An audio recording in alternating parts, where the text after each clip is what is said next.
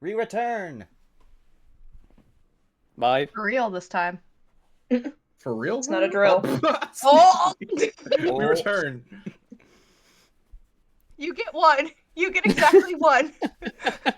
Well, that means they can't do it when I hit the funny. He was Big waiting. one. He was prepared. No, like hand on Happy. button, ready to go. No. No. Why? It doesn't have to be this way. The best part is chat didn't hear You any don't of that have to because I choose had violence. those disabled. Oh no! Oh no. But no, at this point, I think everyone knows exactly what that button was. As I can tell by inference. The nuclear citric button. You know, we don't have to choose violence. This can be a peaceful interaction. You say as we're in the midst of combat. I didn't press it, citric. Good. He's- So things are he's good waiting. for now. I can feel Good it He's for waiting you. until hovering he over the needs button. verbal components. That's the banishment spell on Citrix verbal components. Back to the citrus dimension.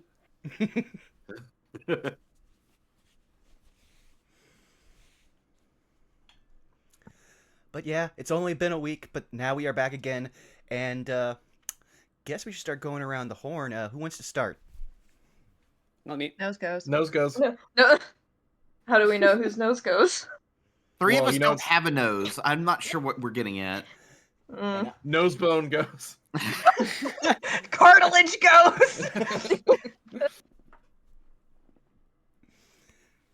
All right, well, fuck it. I'll go. It's me, Xanos Grim, or Zan. You can find me tomorrow over at twitch.tv/Xanos Grim at around 7 p.m. PST. We're going to be continuing our Dungeons and Dragons story that I run over on my channel with a few friends of the channel that are there. Tuesday, we're going to be starting Connor McKinley's Vecna Eve of Ruin game at around 2 p.m. PST. So also, again, a few friends of the channel are going to be there. So if that piques your interest, that'll be there. And then once that's done at around 6 p.m. PST, we should be continuing Halo Lasso of Halo Infinite.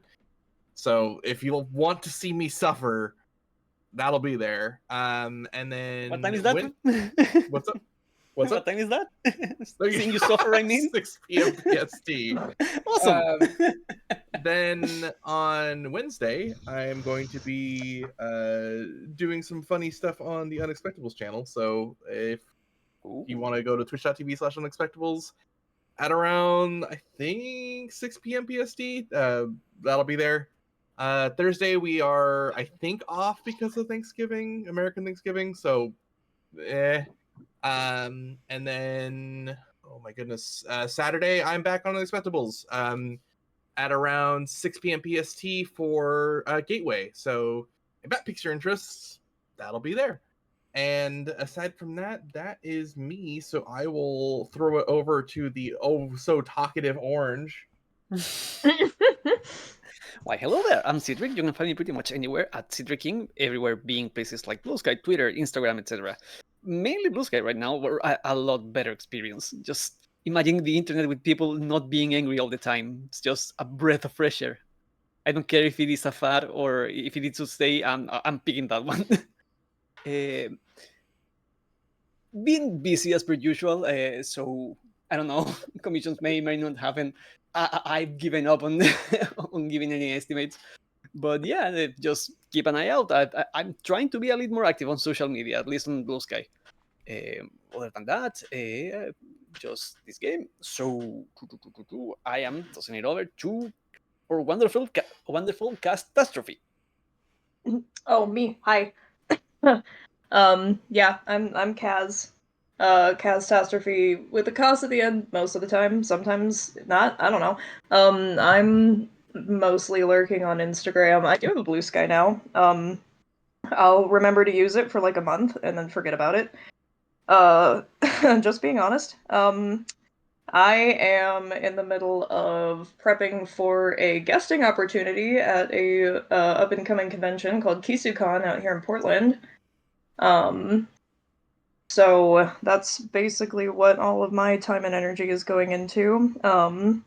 If you want to follow, I'm making a lot of new stuff for that, so if you want to follow any of that, you can follow my Instagram, because that's where I'm the most active. But yeah, that's about it. I'm just living my little creative life. So I'm going to put our good friend Alpha in the hot seat. Hi, Scaly Alpha here can be found on Blue Sky and Twitch under the same names. Currently, things are very busy on my end. I am labbing out the 1 year subathon anniversary for starting to stream. That will be starting sometime in early December. So I'm still figuring out like fun stuff to do, incentives, goals, that sort of thing. And it's all new territory for me, so I've been asking a whole lot of people on things. The other thing is like two of my campaigns are wrapping up very soon in real life. So I am both going to start looking at streaming tabletop stuff, as well as currently in the market looking for another long-term tabletop campaign to be a part of. So I'm trying to get the word out to look for another game to get in, because I'm addicted to this crap, and when time frees up, it immediately gets allocated to it. So if anybody has a seat somewhere or knows somebody that does, pitch them my way, and I'll be glad to talk to them. And with that, I will toss it over to Saris. Hello. You can find me all over the internet at TixDixel, where we are doing a lot of stuff and things, mainly art, doing a lot of illustration work recently. I have just a couple days ago posted probably one of the best pieces I've done so far, but immediately started on doing a new series. It is a lot of OC content. I'll be upfront with that, but I'm doing a new series based around tarot. So if that's something that's sort of your cup of tea, this will be the first time I ever do my own interpretation of tarot based on mine and a couple of my mutuals on Tumblr, our collective sandbox of OCs. Stay tuned for that if you're interested. Other than that, you can find me prepping modules and having discussions about publication, apparently, and playtesting. Eventually, announcements will probably happen once those discussions have been had. But for those of you who stuck around for the lovely one shot that we did last week, there is undoubtedly more of that to come. Just a threat and a promise. On Saturdays, every other Saturday, we do No Love War Extra, where I would like to announce to the entirety of the stream and the chat that we have been wrong about the acronym LGBT. It does not stand for what you think it stands for. It stands for Lancers, Gunners, Berserkers, and Travelers. Other than that, you can find us here every second and fourth Sunday playing this game, and hopefully these lovely players will continue to survive. I believe that leaves us with Vaughn. Take it away. All right, hey, you've already found me here at twitch.tv/BurnoutVaughn. You can find me on Twitch, Twitter, and Blue Sky at BurnoutVaughn, and over on Patreon at Burnout's Bar. This week will be pretty much expectedly brief. I think the only thing we may have would be, trying to remember here, Wizard Sips plays tomorrow. If Psy is free, which I'm not sure, that are in the process of moving, so they might not be. But if so, then the rest of the week is pretty much off because of the holidays. So have a good American Thanksgiving to everybody, and look forward to what we do in the week to come.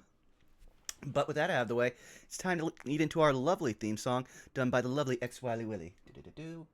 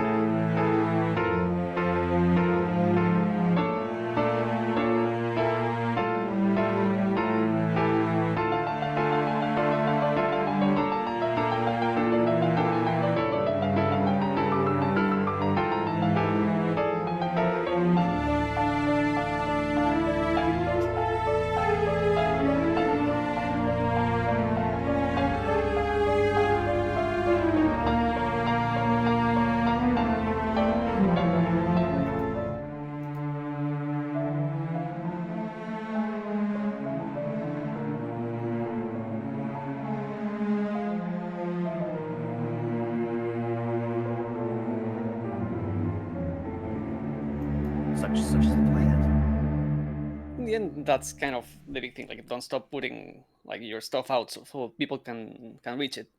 Then it's not like, yeah, networking, like meeting people is important, but it's more important that people get to know your stuff. Yeah. What was it that I'd heard was the biggest artist advice TM is in order to build a following, be consistent with yourself, whatever that means, and just continue doing it. Yep. Yeah, solid advice. You know, Art. sometimes. Yeah. I was gonna say, the internet does really favor sellouts, but we're not gonna talk about that. We're not Wait, that's an going there. option? We're, Where do I we're not sign? gonna talk Yeah, about that that. said, I will sell out to Cerveza Cristal in a second. Why? That's not sponsored, Listen, I will but hold out for that dream. Anheuser Busch never got back to me. I'm sorry. yeah, I keep harassing all the fabric stores that take all my money, and one day they will sponsor me. So you know, They should sponsor shoot your shot. you. I know.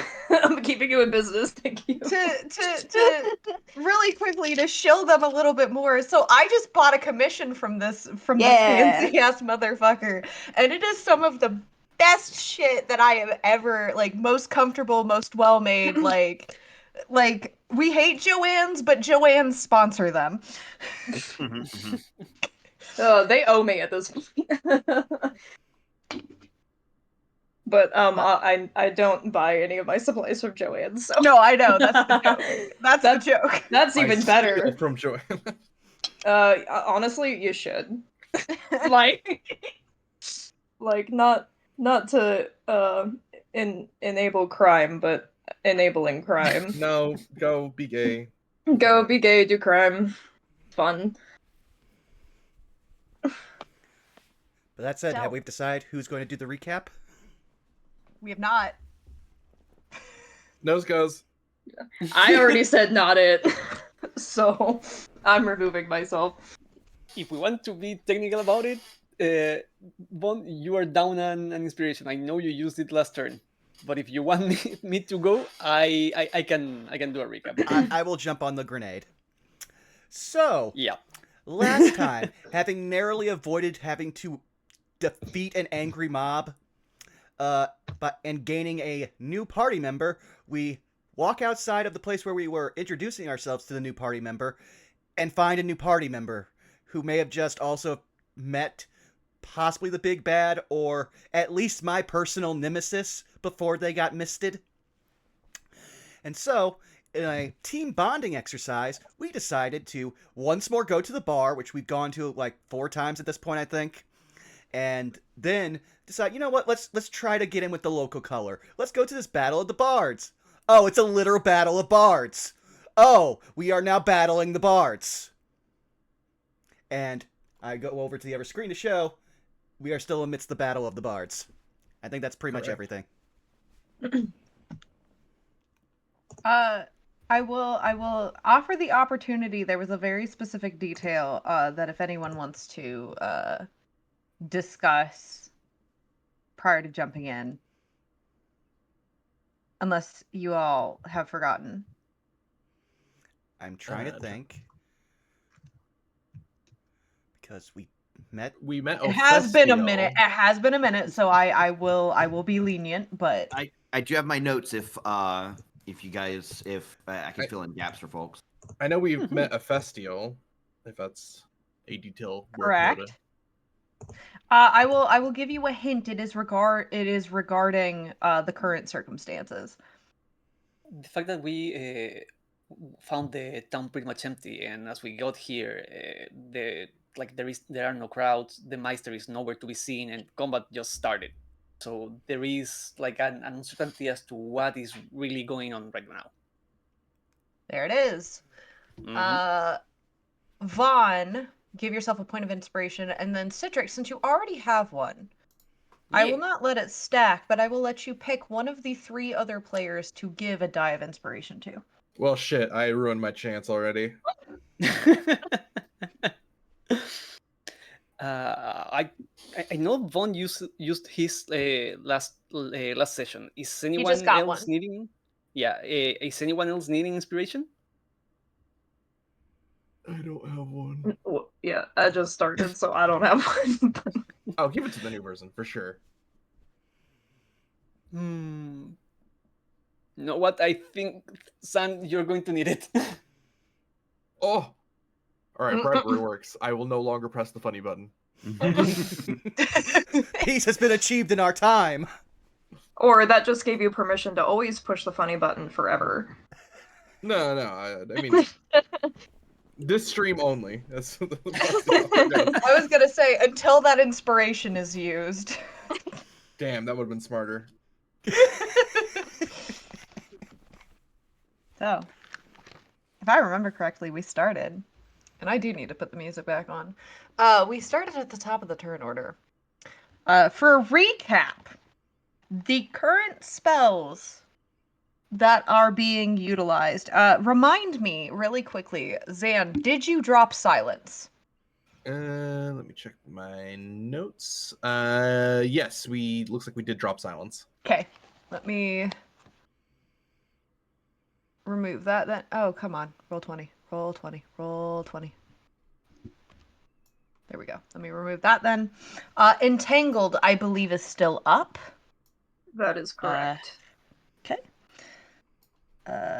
Those two things are still. I believe Branson, you had a concentration spell still up. That would have been my channel divinity, but that Okay. the two that passed aren't affected by it anymore. They just Okay. take the half damage. Just wanted to double check.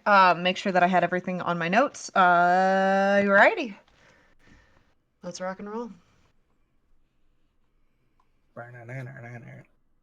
I mean, yeah.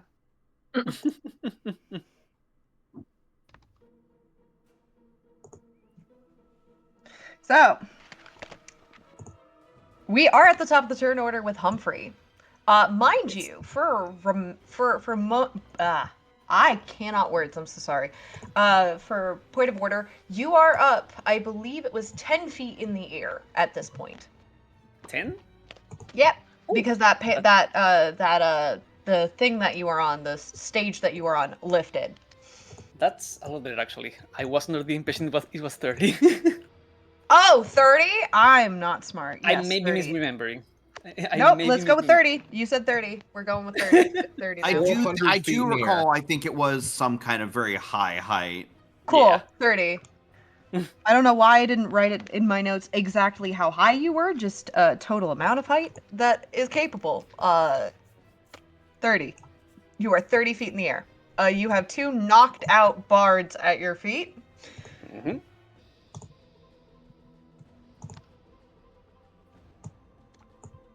What would you like to do? Oh, wait, I'm so sorry. I Yep, forgot. There is one thing Start at the missing. start of the turn. I need a con save from you. That's right. I'm Will sorry. do. We're getting back into it. I have my notes here. Hiya. Wait, there we go. Yeah, see, that's why I needed the inspiration. Are you going to use it? Of course I am. Starting off strong. Natural one. We were rolling fire 7. during the one shot, so I mean, Failed this it is anyway. part of course. Unfortunately, that does not pass the DC. Mhm. As you find yourself stunned for the round, and I'm so sorry. Damage. Yep, we're working on it. Got to do some rolls. Figured.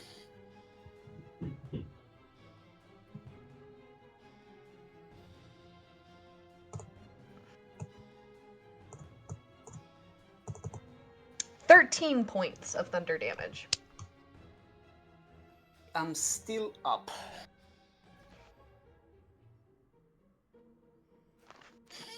But that's my turn. All right, Branson, Constitution saving throw. With advantage because Yanti.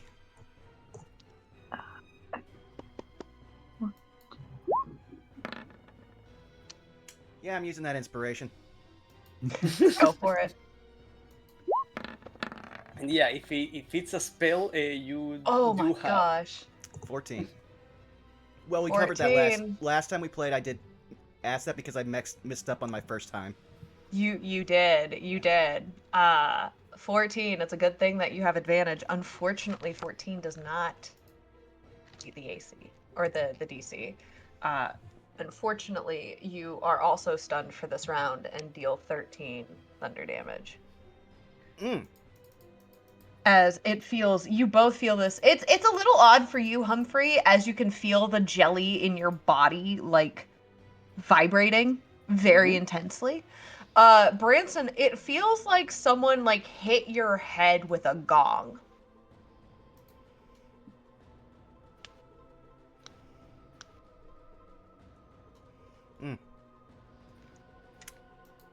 Next up. What is she going to do? Still has that. All right, it is Rita's turn, and she is going to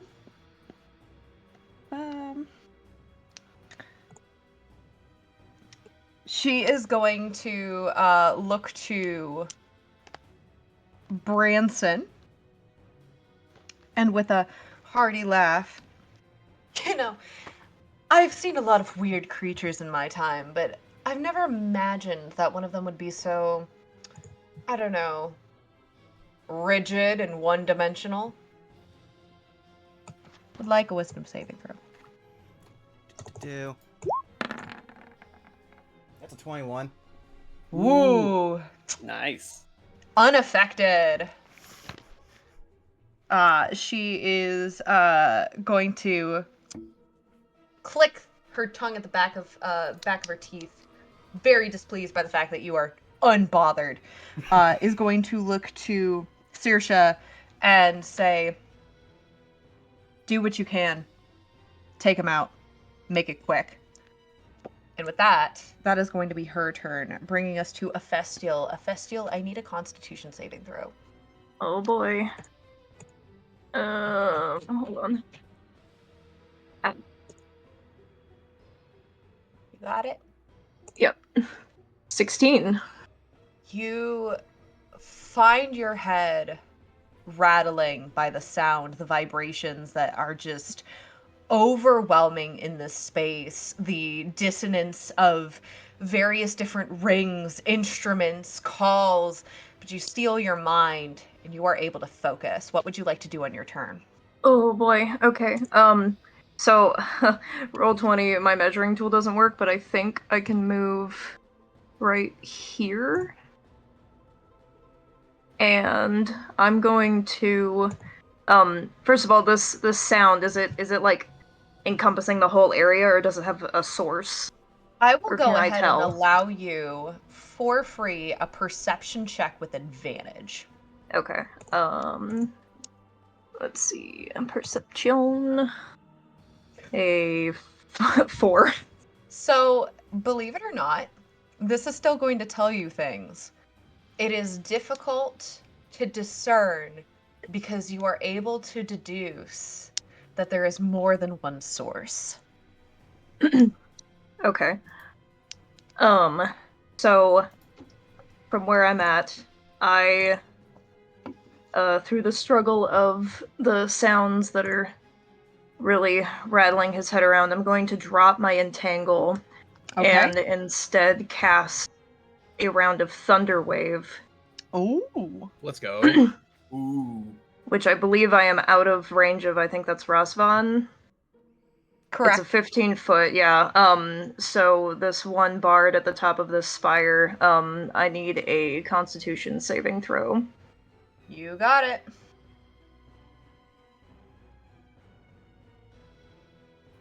That's a natural 1. Oh boy. Okay, so that is a 2d8 thunder damage and push 10 feet away from me.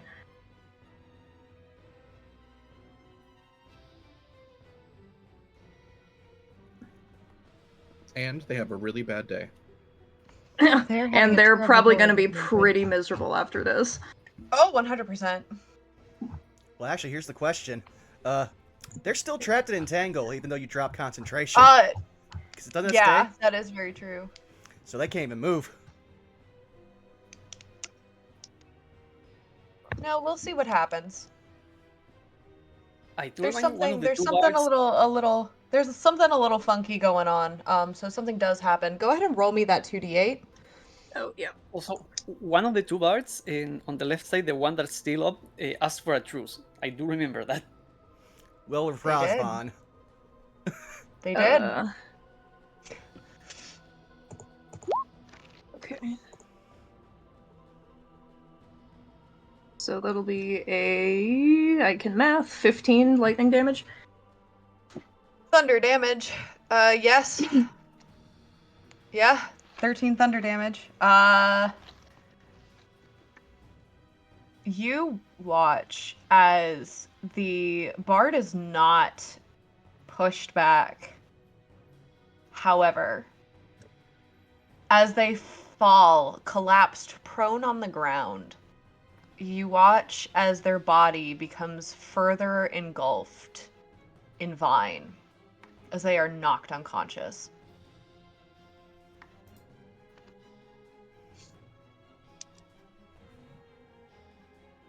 Hell yeah. Nice. I believe that's turn. I don't think I can do anything else. All right. That's turn.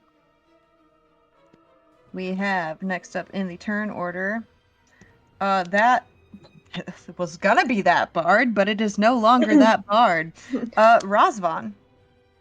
1, 2, 3, 4, 5, 6. Perfect to hear. And we're gonna move Murder here, sandwich. and we're nothing too fancy. We're just gonna run up and try to hit them with the rapier, doing non-lethal if chosen. 16 to hit, or 18 if we're doing +2 for flank. Yep, that hits. Or 10 piercing damage. Okay. Nice. Then There is go ahead. there is a very dramatic, like, when you go in for that, not noticing, because if I remember correctly, Lena, you were in hand-to-hand combat with this one. I was throwing mini hands, literally. Yep, hand-to-hand combat, and so her focus, throwing her rapier around, or I'm sorry, not rapier, scimitar, throwing her scimitar around, was in for a parry when all of a sudden you managed to slash her straight like across her side, and she lets out a yeah, you did pretty good. Pretty good. We will then look towards Lena. I believe we've waited long enough. We can finish this fight whenever you're ready, and we'll give you Bardic Inspiration. Oh Thank shit.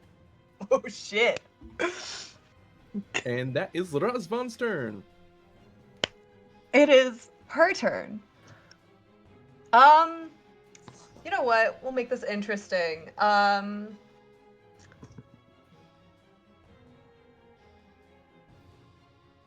Skelly, odds or evens?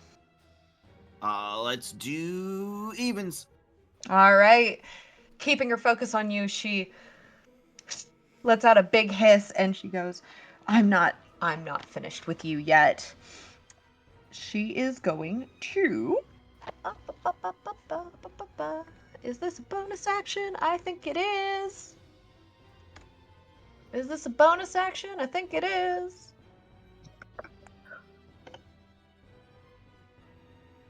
Okay. Yep. Amazing. Is it? No, it is not. All right, cool. So the first thing that she is going to do is she is going to throw up a hand. And she is going to yell, I beseech thee! And you watch as like a from her hand, which is reached up into the air, sword in hand still as she is dual wielding. You watch from her sword a glimmer, almost looking like straight up just like party glitter, like very in the stage lights. It is very sparkly, for the record. Just showers down upon her.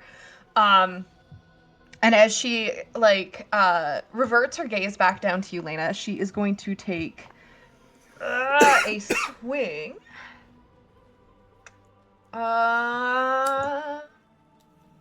Okay. Does an 18 hit? Yeah. Okay. That is going to be 10 points of slashing damage. Oof. Ow. Lena will recoil some at the hit. And kind of like sneer a little bit. And then to her companion's turn. This one over here is going to use her movement to actually cross over here, getting into better range. And she is going to look at you, Humphrey, and in your state. If I am 30 up, I assume I am out of line of sight of anyone. Correct, you are. She's going to turn to you. And she is going to say,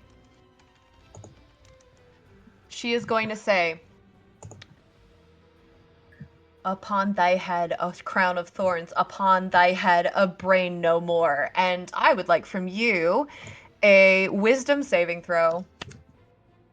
Who was that aimed at? Humphrey. Ah. Very well. What do I have to roll? Wisdom saving throw.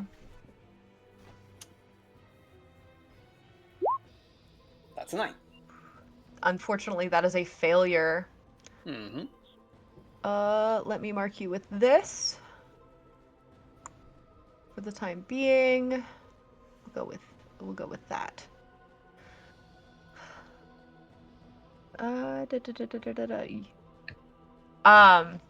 Around your blurby little head, a twisted crown of thorns and brambles grows.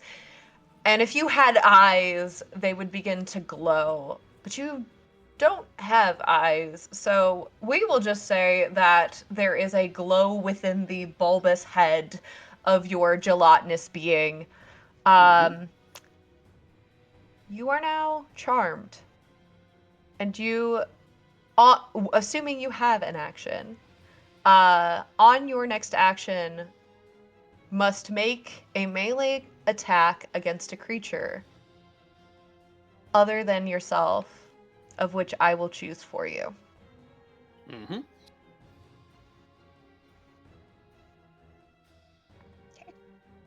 And that is her turn, bringing us to Lena. All right. Lena is rather displeased at being struck again, and uses the multiple arms to like brace the halberd into the ground for a moment. And she says, "Well, if you don't like blades, maybe I can try my other hand." And she takes the more like brutish looking arm, and you can hear the sound of like splintering wood again, as the hand almost like grows exponentially in size. And she's just gonna try and just floor her with like a straight punch, trying to break through her guard. As she uses one of her other eldritch weapons, which is Hammer Fist. Okay. Gotta change it to in character. Sorry about that. And she's going to throw an attack. Is flanking in effect? Flanking is in effect. Plus All 2. right, fantastic.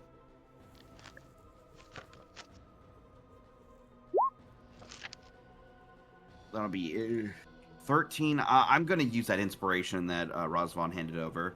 Go for Okay. it. It's a D6, I believe, at this level. At this level, it's D6, yeah. Okay. That'll make it a 16. 16 hits. Oh, yeah. Oh, I'm sorry. 16 does not hit. Ah! I'm sorry. Nah, it's fine. It's fine. You know what? We were rolling really hot in that one shot. You know, this is deserved. It's the All right. countdown. After attempting to throw the attack, I guess that will do it for her turn. Yeah, that'll do it for her turn. Bringing us to top of the turn order, Humphrey, con save. Actually, let's go with the damage right away. Okay. I do believe the con save is not going to matter. Why do you think that? I forgot to do the con save. Do I need to still do it? You do need to do the con save. I'm so sorry. Thank you for catching that. Not a problem. Devil's advocate and all that. Nope, you're good. Okay. We will say that this takes an effect next turn. Okay. As you do not succeed and take 13 thunder damage, your next turn you will be stunned. I do still need that con save, actually, Humphrey. Very well. 7.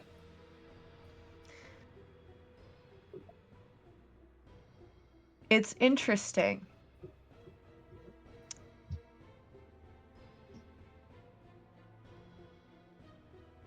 Because while you are stunned, or while you are stunned for the duration, you do not take full damage.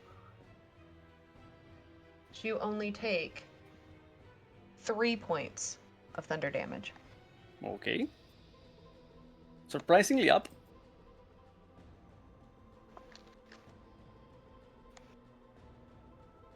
And stunned, so I can do nothing. Branson, con save. Do.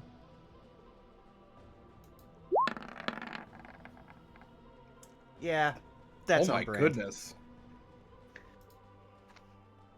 Unfortunately, that does not pass. You take a total of 6 points of thunder damage.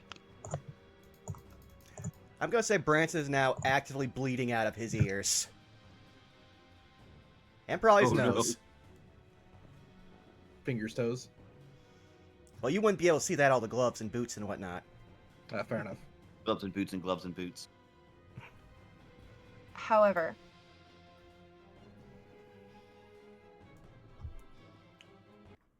as Rita is about to open her mouth,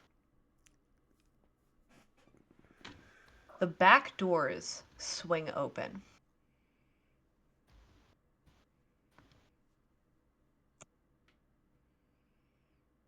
And the individual that you would recognize to be Meister Singer Sargrove enters through the back doors. Unfortunately, I do not have proper art, so bear with me. We'll allow it this one time. Amongst the cacophony of sounds and dissonance that fills your ears, you hear two claps. And all of a sudden, anyone who is currently using a spell with concentration, it is now dropped.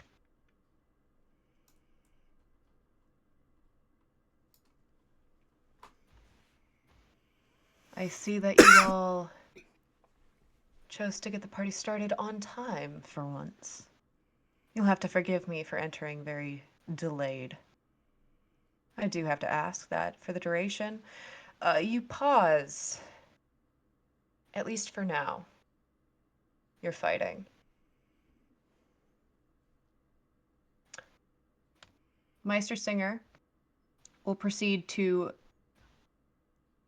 It will be the equivalent of a dash action, but will essentially power walk, very like girl boss, power walk across the stage. And amongst the silence, you notice you hear no footsteps. Those who clocked it before hear no footsteps. I see, unfortunately, our new adventurers have decided to join us as well. 'Tis a pity. I would hope that you would have remained in the audience rather than participating on stage. We didn't really have much of a choice.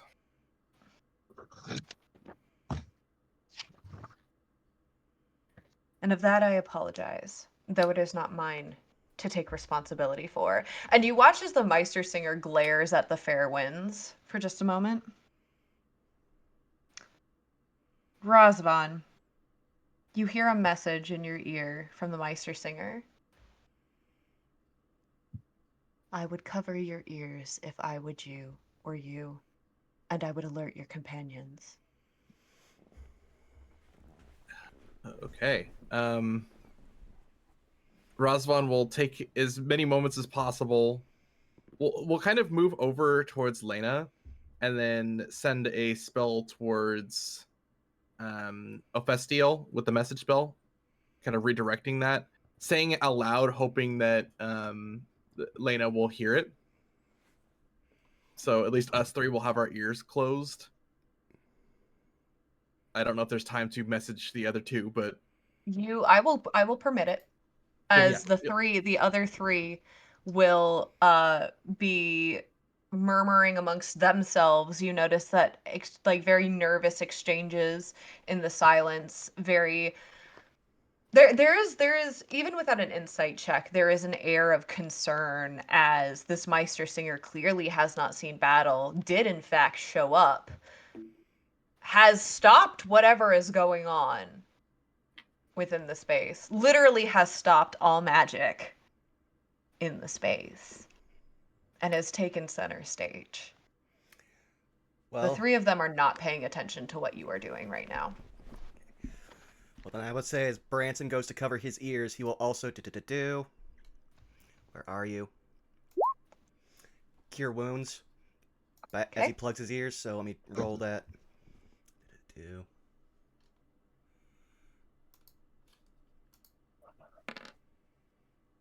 So that's 7 points. That's actually pretty good now.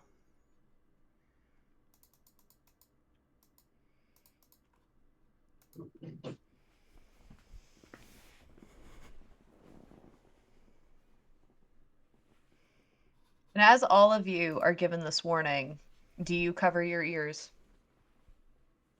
Absolutely. I Oh, do not know definitely. if I am still stunned. I still don't know if 30 feet up in the air, I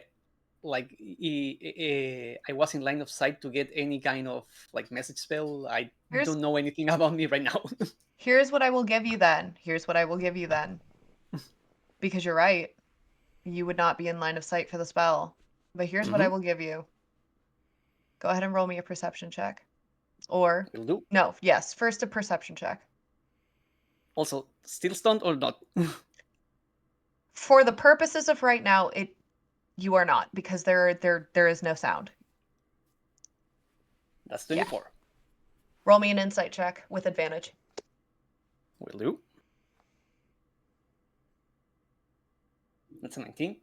On a 19, you are able to notice that Lena is covering her ears. I will try to do the same. I have no idea if that works for me because I have no real ears. We will say for the purposes that you will still have this effect. All 5 of you will have advantage on this Constitution saving throw. Please roll them. All right.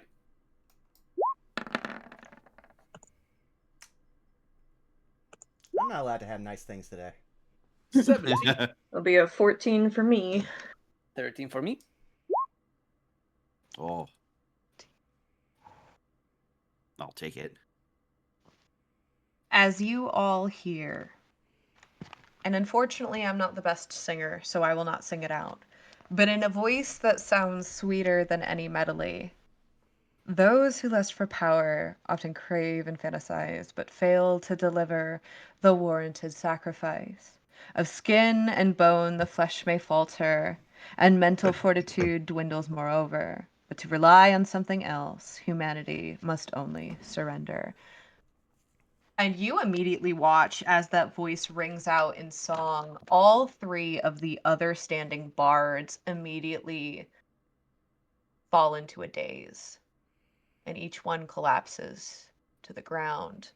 Unfortunately, Branson, you also find yourself dazed, but you do not collapse to the ground.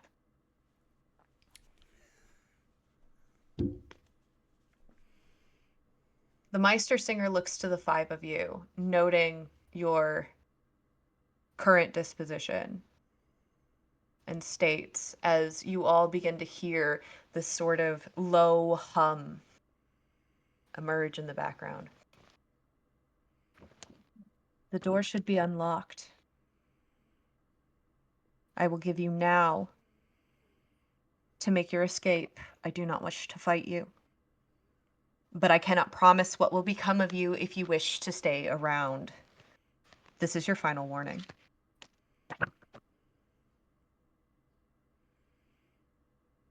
Rosvan will about face and start walking out. As you do, Razvan, you immediately catch eye of Branson, who looks far off. Moving past, he'll just kind of grab Branson's shoulder and start walking him out. Strength check. Uh-oh. Yeah, my boy is heavy. 13. What is your armor class? 16. That man is stone. Hey, come on, you lug, let's move. Unless you want to control the town. Does that have any effect on me? And give you an additional con save. Finally, a 20. That seems between the yank and his words, that seems to be enough to snap you out of it. Quick, leave. Responsibility. He hears the quick leave and he'll just growl, turn around, and just like start wiping the blood from his face and follow. Humphrey, for his part, is going to drag himself because he's doing like he's feeling absolutely like shit. He's beaten, he's bruised all over. Like he's pretty much liquid, but he's having trouble even keeping shape.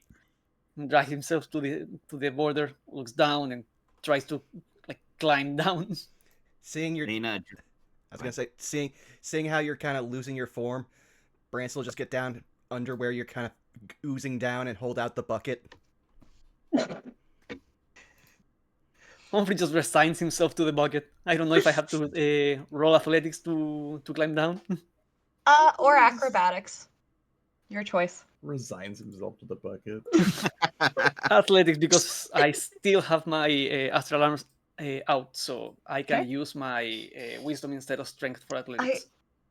Here you go, Have Victor. this mental image of like the astral arms picking you up and like gently placing you in the bucket. He slowly drifts down through by the side of this column, like molasses, and just drifts into the bucket. oh no. As you were doing this, that humming that you were hearing before grows louder. It is a low pitch, and you do begin to feel, this time, very different vibrations, but instead of it being like sound echoing in a dissonant cacophony, as I mentioned, of just different sounds, like a really bad time of overstimulation, this is like earth tremors. The entirety of the stage and the auditorium is shaking.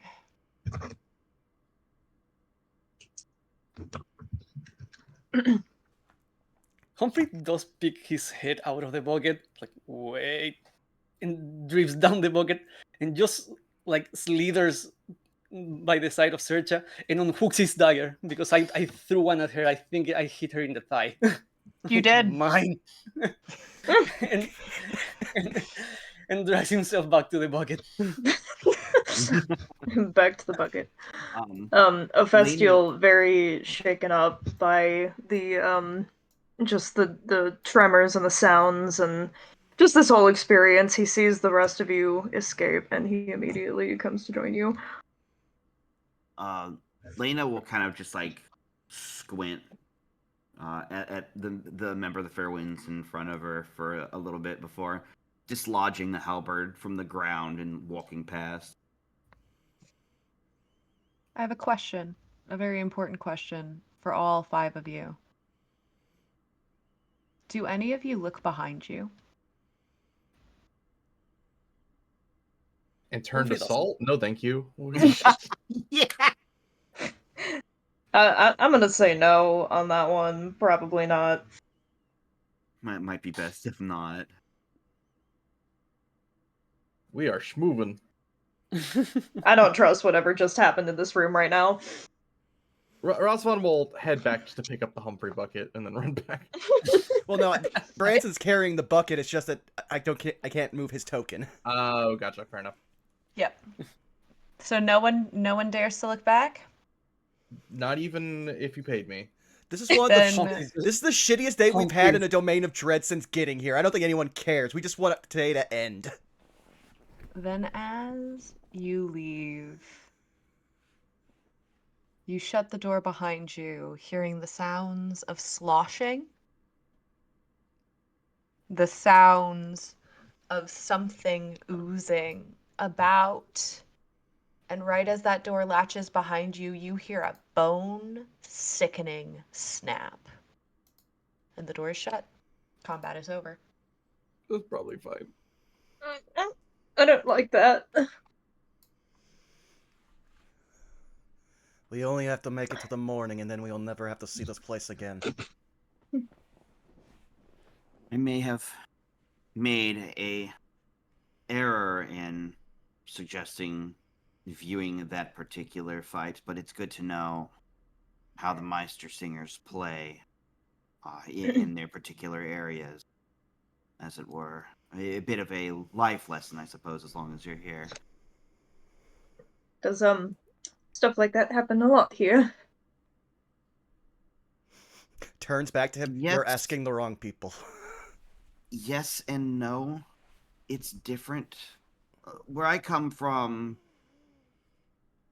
it's not Lena, roll always so me. violent, I think. Roll me a history check with Ooh. advantage. Oh, I love that. Let's go.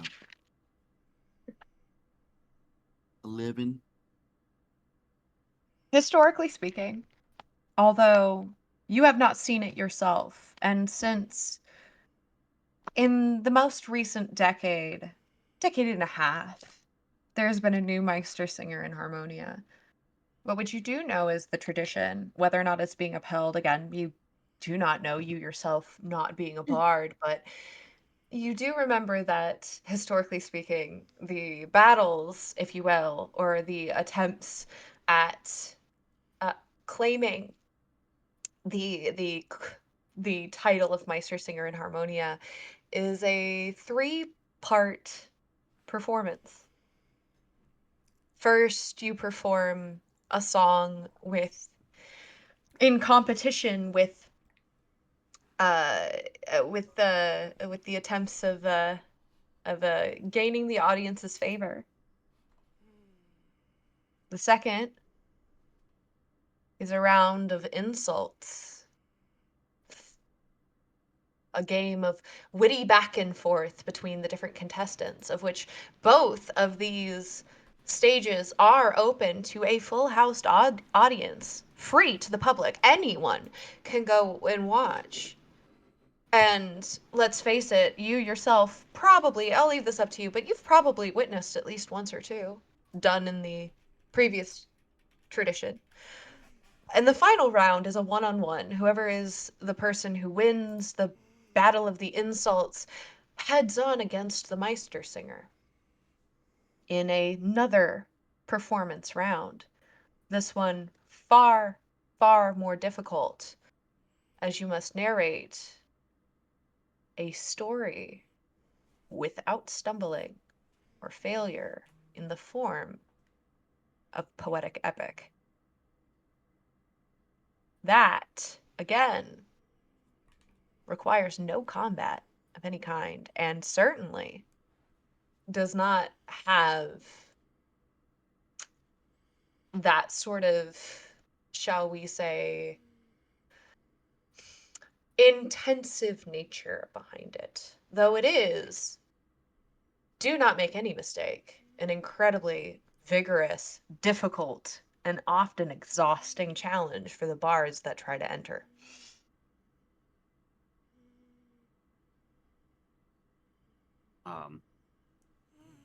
As Lena kind of like tries to like stymie her wounds a little bit, like looks at the party and says, "They are battles are decidedly less violent in Harmonia, where I come from.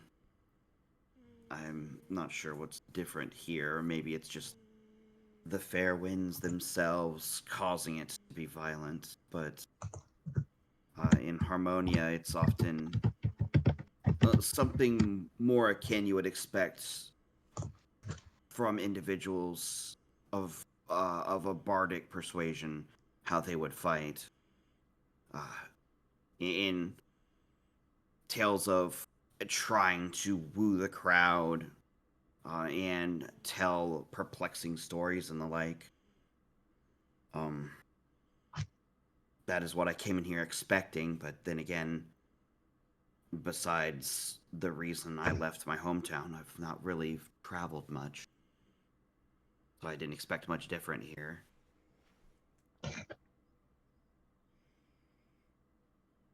So I apologize to you. Well, I certainly do not believe that you need to apologize to me, at the very least. I am still thankful we all survived in one piece, but there is no lasting harm done, at least to myself. You'll just watch as Branson sticks a finger into Humphrey and then do. Why do I keep going to this screen when I can just do?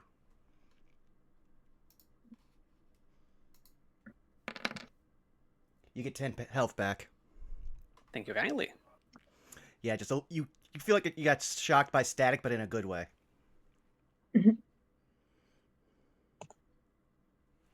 Yeah, Humphrey ripples a bit, but you don't see much reaction out of him.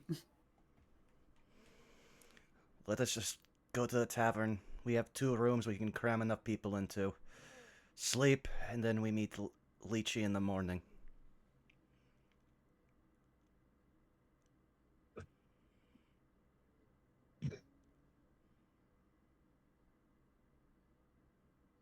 Alright, then I guess Branson's just gonna start heading towards the inn. I'm being carried in a bucket. Yeah, Lena will certainly follow. Yeah, Ophastiel's very shaken up by what just happened, so he's just gonna follow you guys. Rasmus's gonna head to the tavern instead.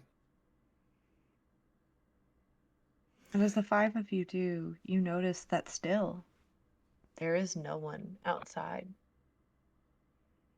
Not a soul on the in the streets. Many houses closed up, lights off. Even the tavern has had the window blinds shut. As you approach the door to the are you going to the tavern or the inn, by the way? Rasmus's going to the tavern, we're going to the inn. Rasmus's going to the tavern. You guys can go again. Yeah, back to the bar. I mean, No, that'd be like 4 I would times much today. rather go back to the inn. Like, Branson couple would love a things. drink, but he is at this point like, I want to interact with these people as little as possible and just leave. Okay, so here's what I am going to do then, since we're splitting the party, is I am going to address the major group first, and then Razvan, I will address you. But very much the same. You notice as the 4 of you approach the inn, lights off or blinds shut. The front door is not locked.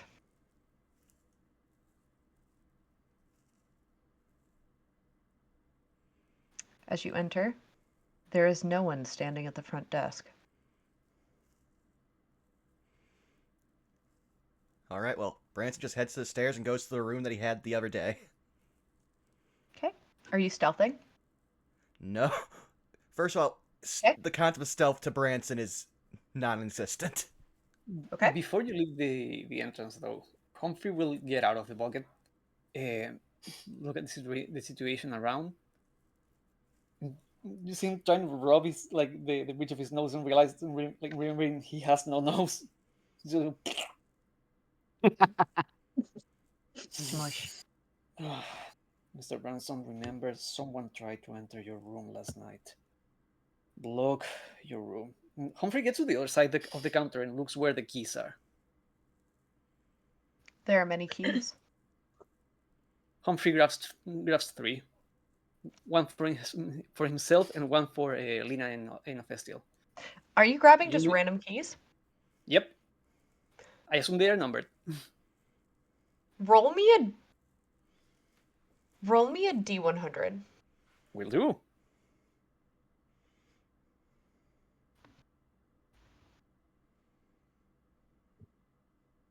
Yeah, that's a 50. Sorry, Wow. it wasn't a 69, sorry. Still We'll a get them flat next time. 50. You managed to grab numbers 7, 4, and 13. You said 7, 4, and 13? Correct. Humphrey will keep the 13 one. Throw the 7 at Opestiel and the 4 at Lena. Share a room if you might. I really don't care. Close the windows. And Humphrey just like walks.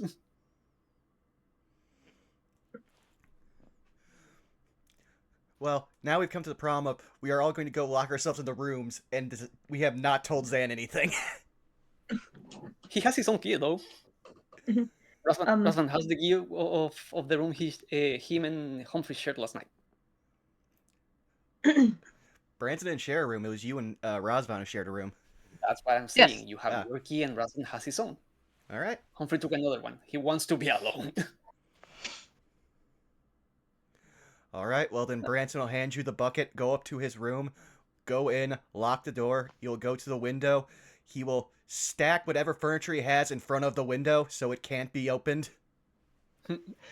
Strength check. Or athletics. I will also allow athletics. That's a 22. That works. 22. Same Yeah. for me. If you're gonna put furniture in front of either a door or a window, yeah, I'm gonna need athletics.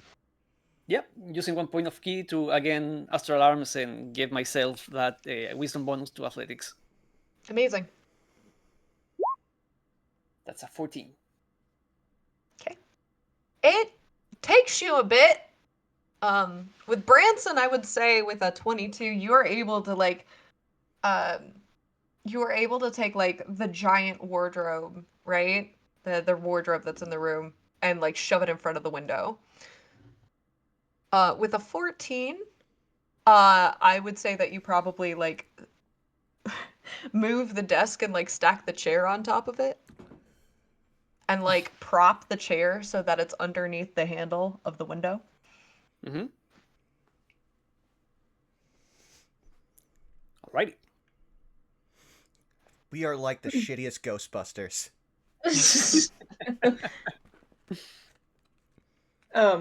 Ophestiel has been fiddling with this key in his hands, and with everyone, or the lack of everyone, I should say, he volunteers to go stand outside, as he's already pretty uncomfortable inside buildings, especially without permission.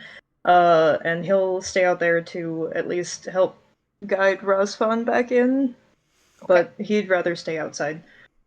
Okay. Lena? Lena will try to figure out what room she's been handed a key to. And we'll Give you number 4. What number was it? Sorry. 4. 4? Okay. And she will head over toward that door and will be like, well, I certainly hope nobody's in here already. She says, like, rolling her eyes a little bit. And she will, I guess she will, well, no, they're trying to, no, Branson was pretty loud. She'll knock on the door number 4 just to be safe. How do you knock? Oh, just like index finger knock 3 times. Like, just double checking. Is it my door? Number 4? Mm-hmm. Nope. You are in room number 9.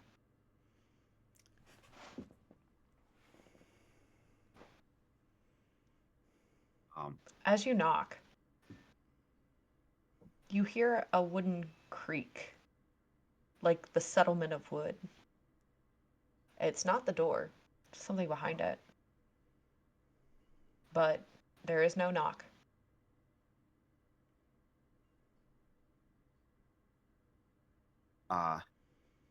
Lena, having heard that, thinks for a moment and will say,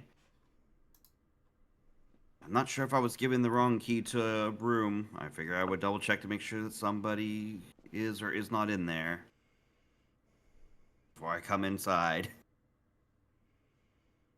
You say that. There's a moment of quiet. 2 moments of quiet.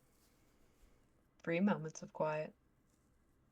There is there is no response from the other side of the door. Lena thinks for a moment. It's just, I guess the floorboard shifted or something. All right. And she will move to unlock the door. You managed to unlock it. She'll like look back down the hallway toward like the reception, like what I assume the reception desk is, and she'll like move to open the door. Okay. You open the door.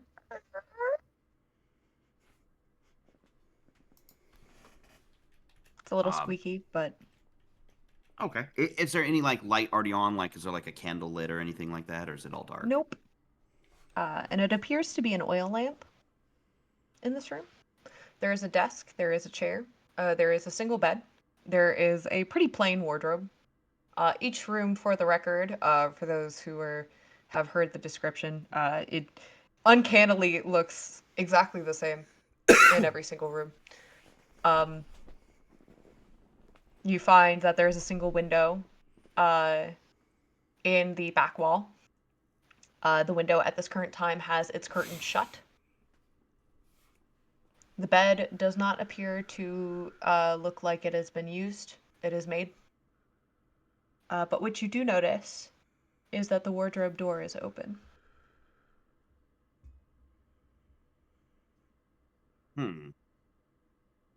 She'll go and take a closer look. She'll leave the front door open for the moment. Okay. And she will go and take a look toward that open wardrobe. Is there like any hanging clothes or anything in it? As you peep in, roll me it's going to be with disadvantage, but roll me a perception check. Okay.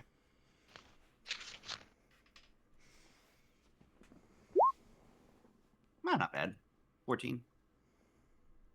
You don't see any clothes inside. You do see something at the bottom, though. You aren't really sure what it is. You aren't able to make it out, but there is something on the bottom, like at the bottom baseboard of the wardrobe.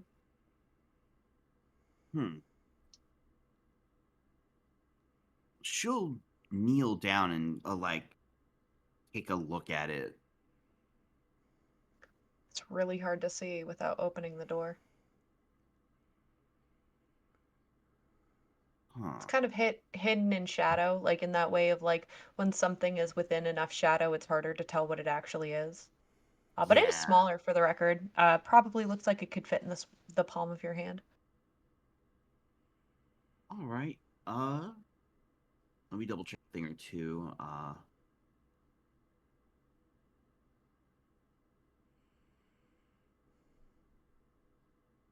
Let me.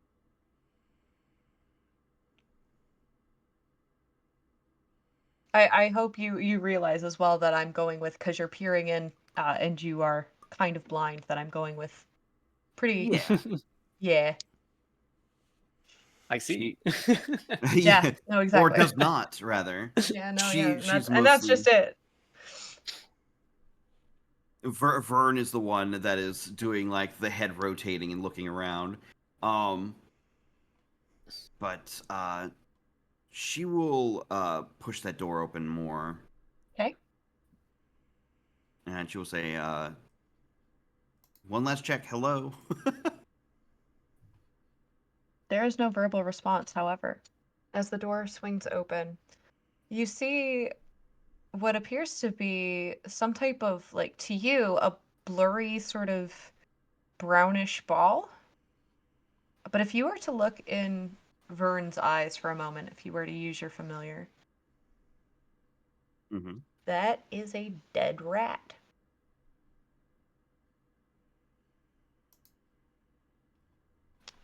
Oh. Don't open dead dove inside. I don't know what I expected. Dead. Vern's eyes dilate.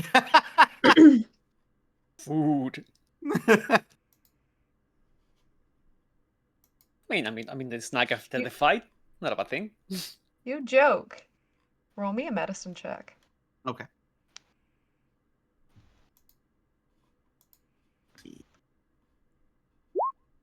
A 12. Even on a 12, through Vern's eyes, you see puncture wounds in its side. 2 of them. Huh.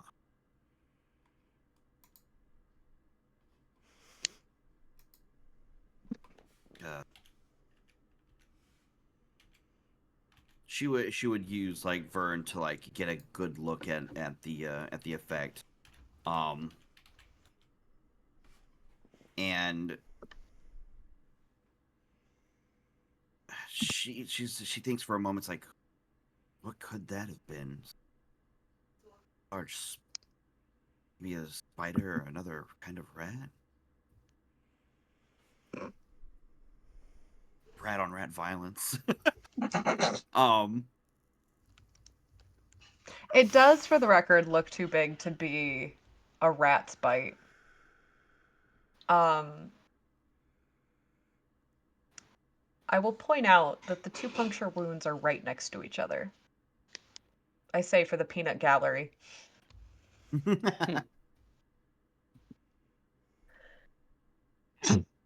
Very curious.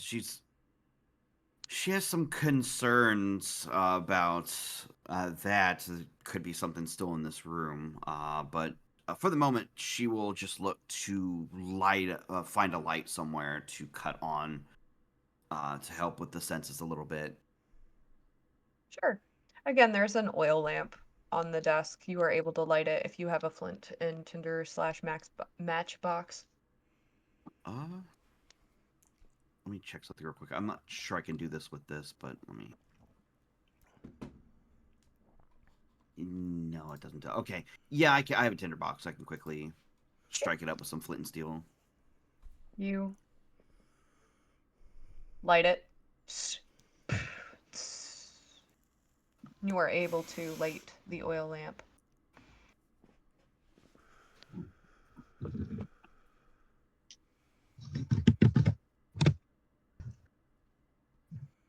Right. She will just kind of quickly give a quick scan around the room and let Vern go about his own business, like not having to like stay on her head for the moment.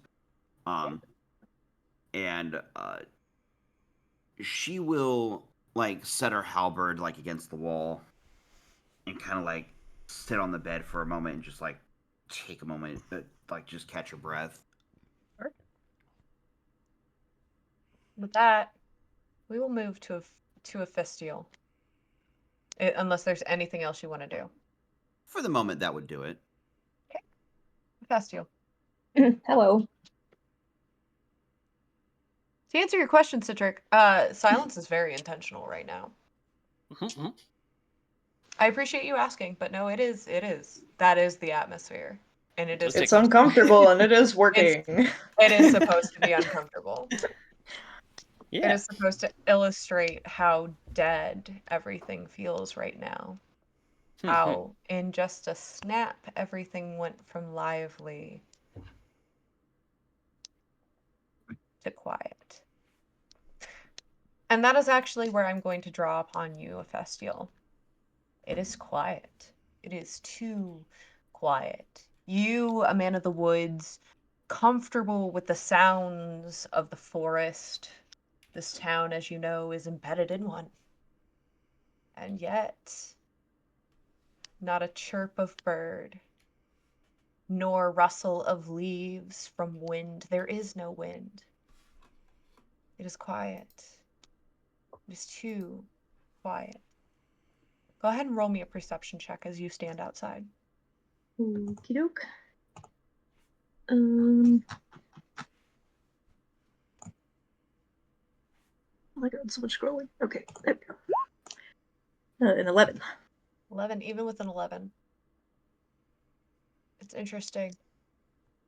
As you stand there, getting pretty familiar pretty quickly with your immediate surroundings, you notice that there is a, like, stream almost of the dirt path that looks, well, it looks like it was wet, as it is now caked mud, hardening, whereas the rest of the ground is dry. You look up to the sky, it is overcast, but it has not rained recently, and it does not look like it is about to rain. Does it look like I can tell whether the drag lines are going towards the inn or away from the inn? Past the inn, as if they don't turn to it, they don't go towards or away. It's like it takes the main road and it goes straight down. Can I tell any direction that they were headed, or is it just along the road? Go ahead and roll me a survival check. Ooh, I'm good at those. Just kidding. With an 8, I'm so sorry. It is a little difficult to tell which direction it was going. But it does seem to be going in a straight line. And what I will give you this. That is a straight line, but it is not even. It seems to fluctuate. Some parts more narrow than others. A almost wave-like motion. And it doesn't appear to be a situation of, like, the ground itself being uneven. It looks like whatever was drug or slithered or whatever it was that went across was not following an even path.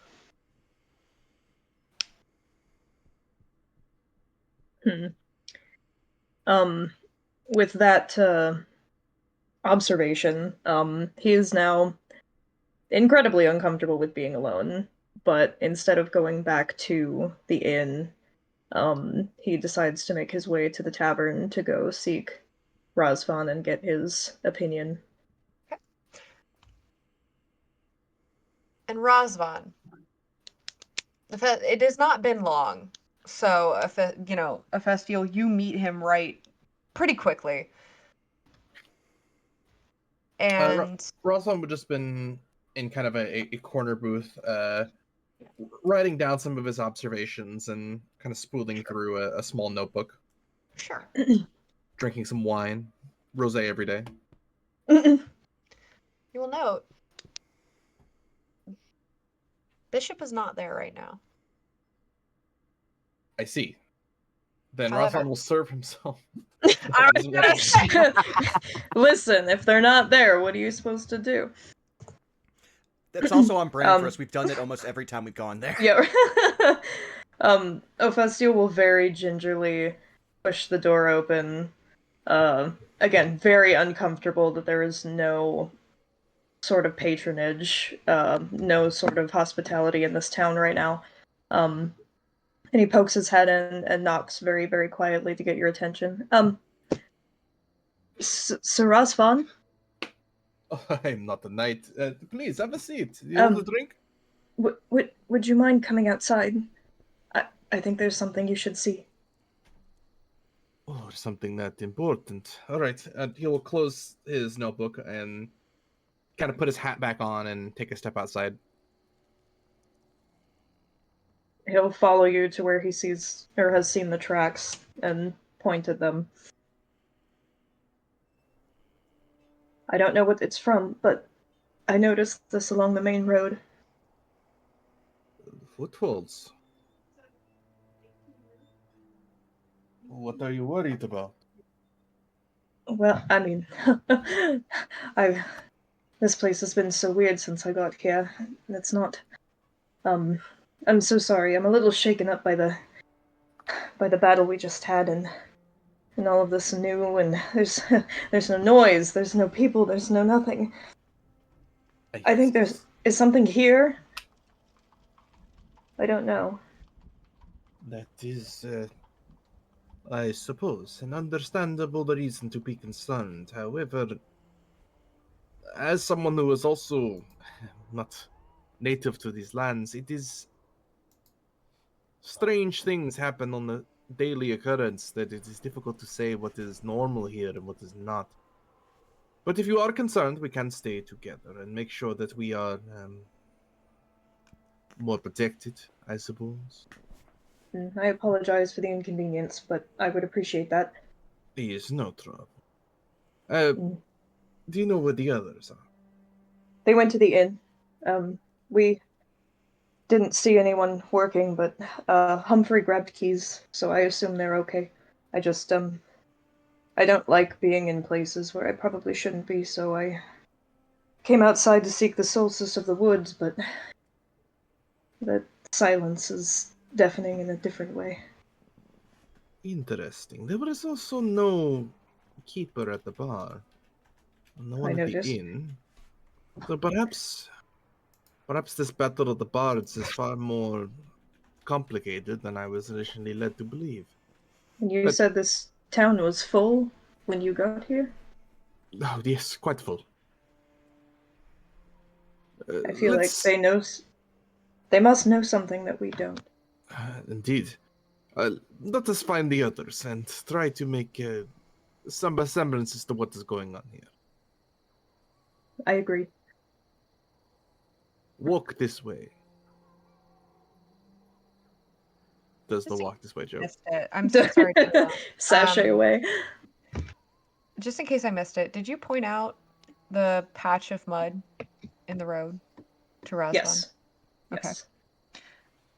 As the two of you walk, do you take the main road, and where are you headed?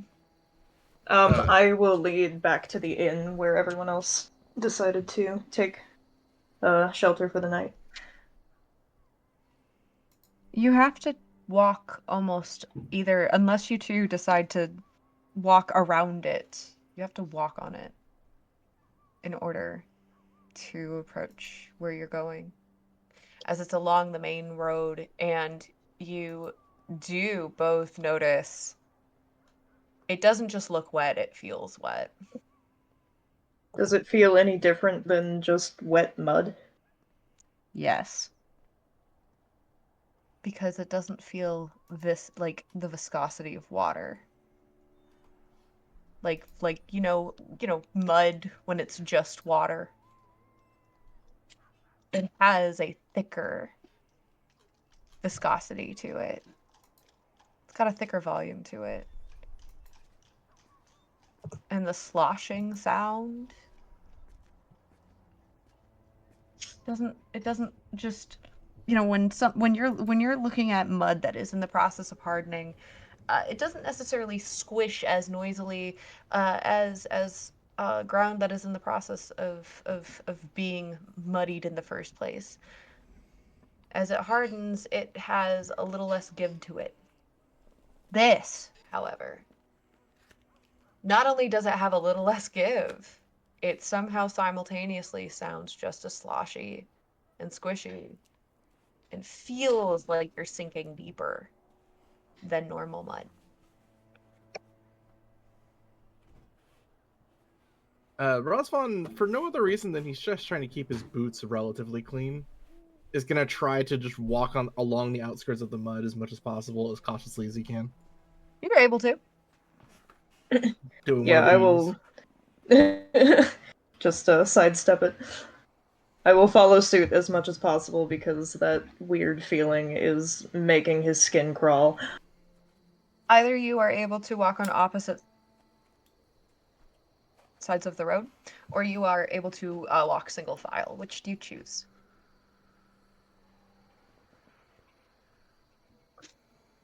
I suppose Razvan will follow single file Hephaestio. Okay. Both of you make me perception checks. I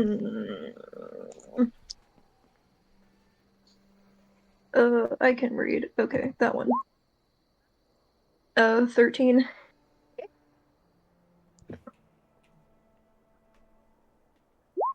19.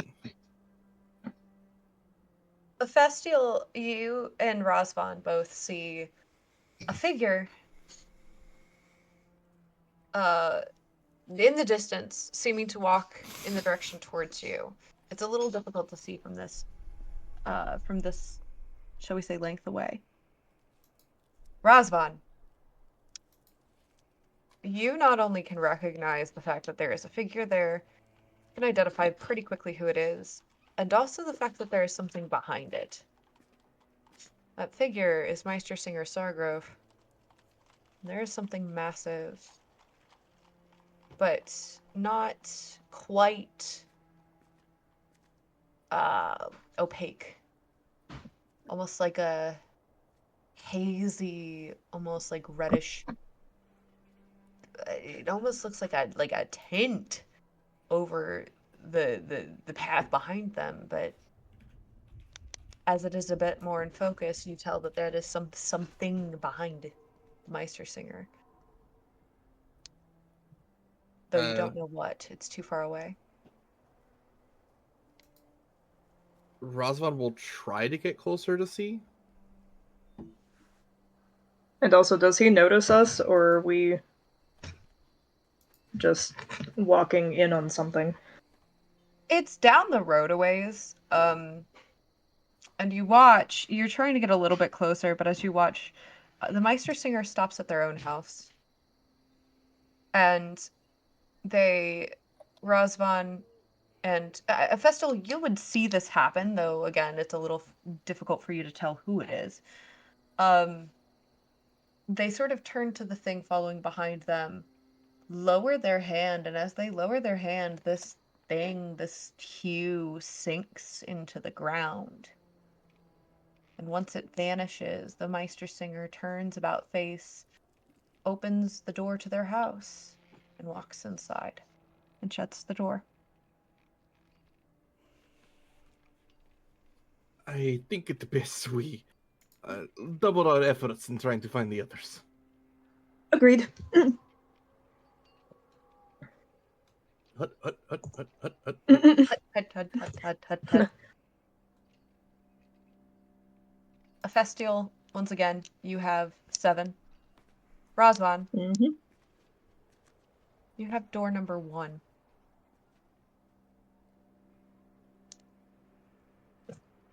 All right, Rosvan will open door number 1. It's the same room that you were in before.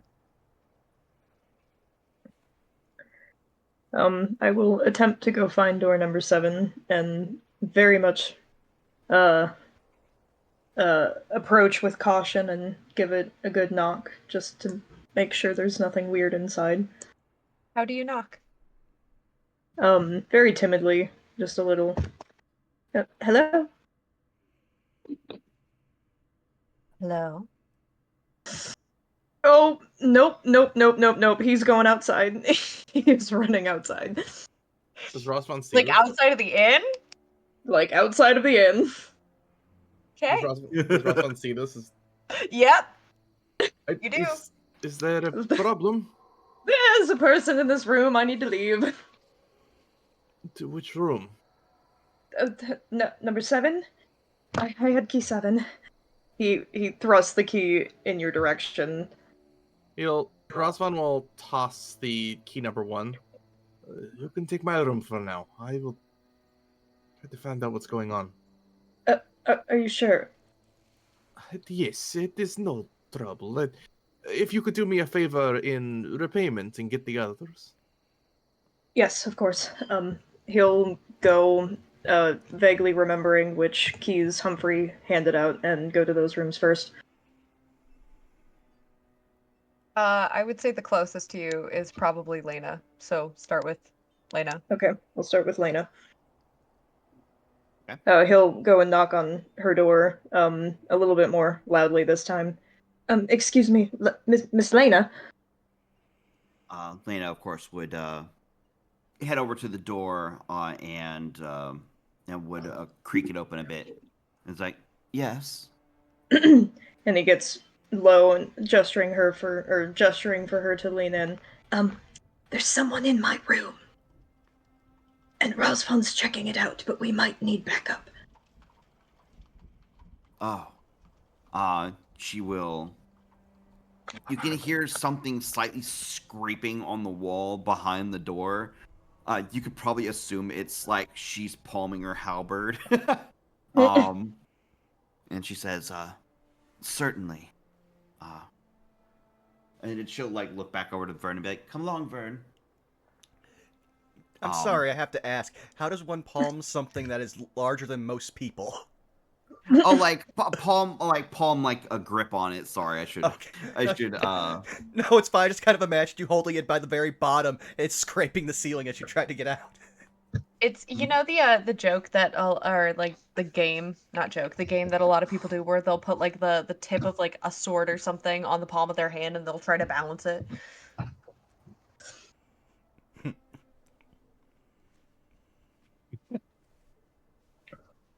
she'll follow along with a Vestial, as well to investigate the room. I'm just going to point out where the room is and then go to the next. Okay. That's free. And pretty much same thing. Gentle knock, whisper, come help. So, question: how much time has passed since Official left the inn? Probably been a solid like I want to say probably 30-45 minutes. It's been a minute. Like it's been a while, but it's not been super long. Alrighty. So, the moment you make any noise near the door, a dagger comes through it. and Humphrey says from the other side of the door holding the rapier. They are ready, so if you want to come here, make the night by all means. Humphrey, sorry, it's me. Please don't stab me.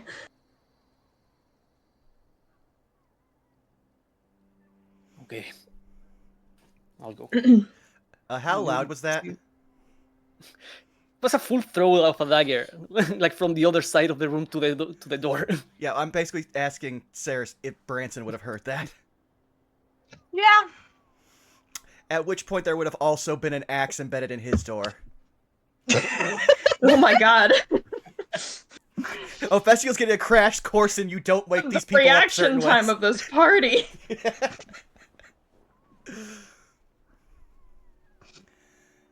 At which point Branson would come barging out of his room after unlocking it, basically shirtless, just his pants, no armor, holding his axe and then wrenching his hand axe out of the door. What's going on? Ophestiel is staring at you wide-eyed and just points at the other group assembling in front of his door.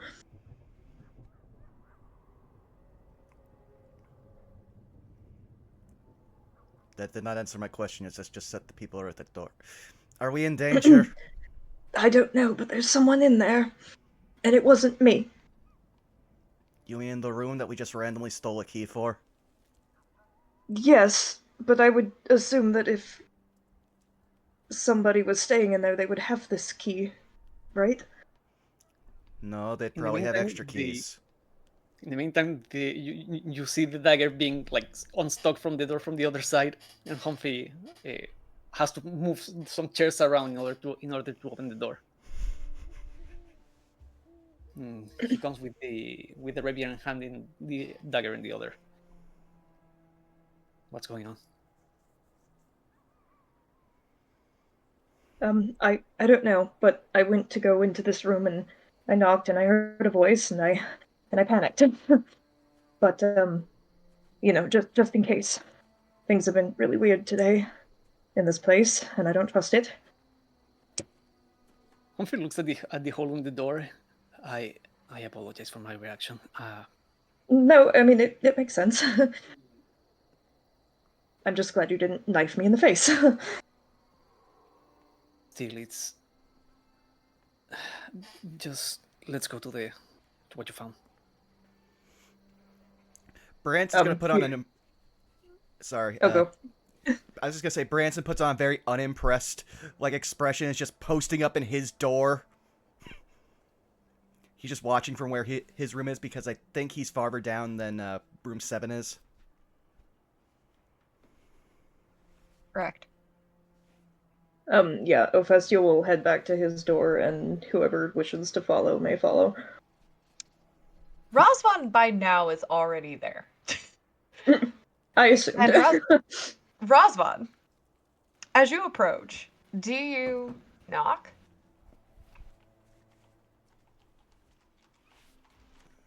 Rosvan. Imagine being muted. Oh no. Couldn't be me. Osman is going to. He's just gone. He just leaves. He's like, bye. disappears, just dissipates. No, Just he will peace just sign open and disappears. Yes. he will simply open the door. You put the key in. It does in fact fit. You turn it. Silently it clicks. You open the door. The window is open. The curtains are billowing. Rosman will rush to the window to see if they can see any trace of the person who may have left. Perception! 19! Look at that, 19 and 19. 10 out of 10. Excellent grouping. You not only see a tail go into the bushes, but you see this like movement of foliage as the individual darts into the woods. Any features about this person that we make out? Really long rat's tail, I see.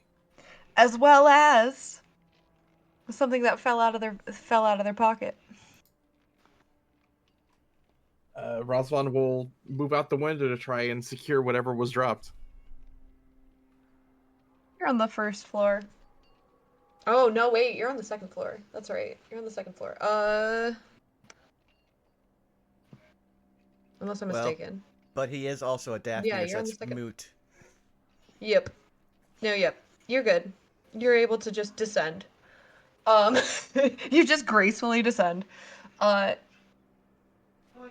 As you go and investigate, you see that it is a massive claw, and that there is an initial carved into said claw. He will look to the initial.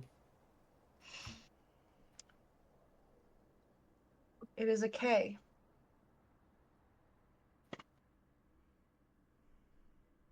Here's the thing about it. You don't have to roll to notice this. The engraving on it is incredibly well done. It's in cursive. Almost like filigree.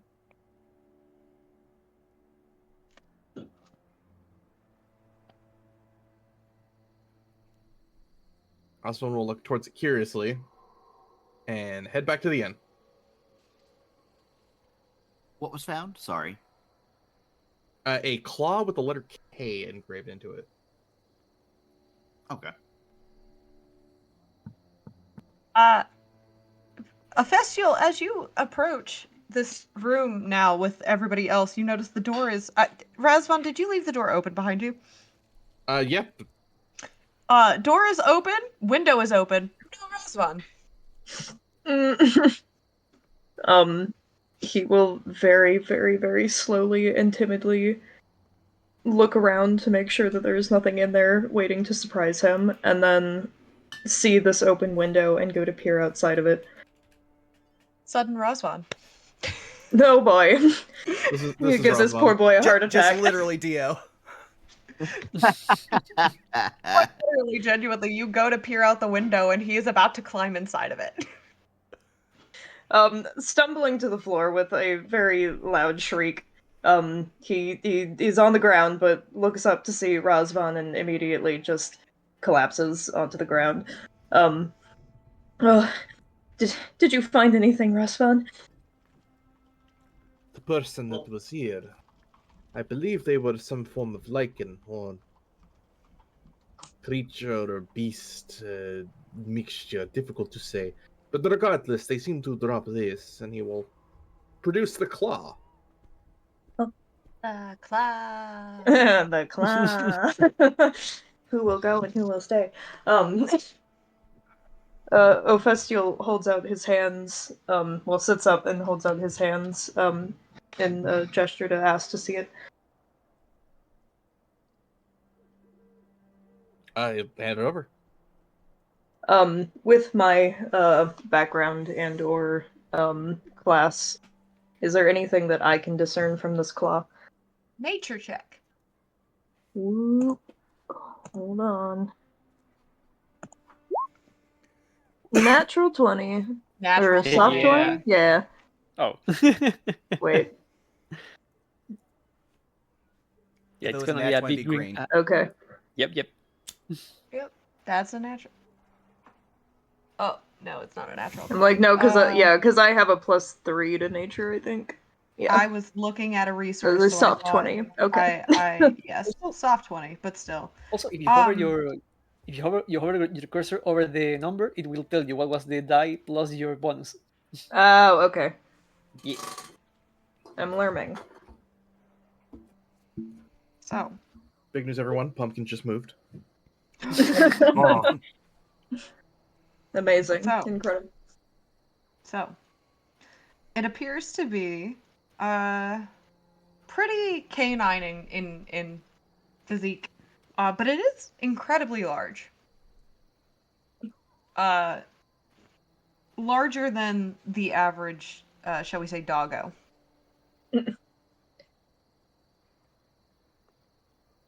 You also note, I will give you this as well, that this claw is old. It looks very well preserved. But it is not, shall we say, recent. Looks like it's been taxidermied pretty well, all things considered. But like even with taxidermied things, like you can tell. You can tell.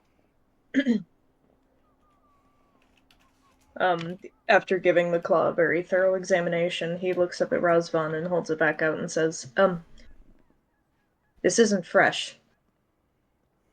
I think this has been around for a long time. Whatever that thing was, it's just had it. Interesting. Well, regardless, there's not really much we can do about it now. I don't intend to follow it deeper into the woods. Seems like the rest of us have all gathered here.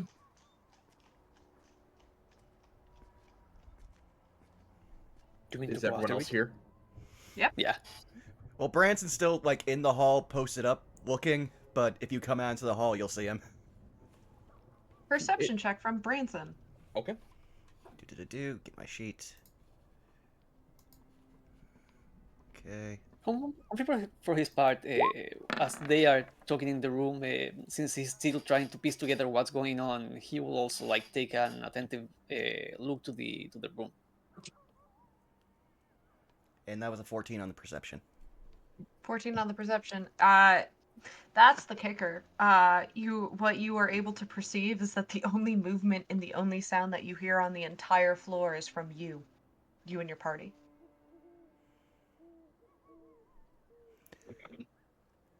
Ignore that hooting. No, that's Vern. Vern, please. Like, hey, Vern, wait a Vern, settle minute. down. That's just Vern, like, menacing hooting Branson, not having forgiven him for earlier. Oh, no, don't you invoke Hootie here!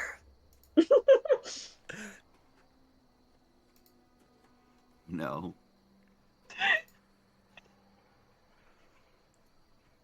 But basically, do I see the claw? Have they come out into the hall and do I see the claw? That's a great question, Mega Man. Have you all? As far as I know, we're still in the room. To Humphrey's point, you were investigating the room, weren't you? Again, he's Go ahead trying and to roll catch me up an. with what. Sorry, go ahead. Oh, sorry. No, you finish. No, it's just trying to catch up because he's still not sure what's going on. Like he just know like someone was in the room, so he's trying to piece Yeah. together whatever he can. Go ahead and, for funsies, roll me an investigation check. Will do.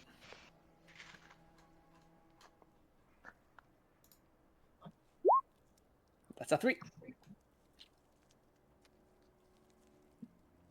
Man, this sure is a room. Oh, and a festival's walls. on the floor, but he's getting up now. A roof even.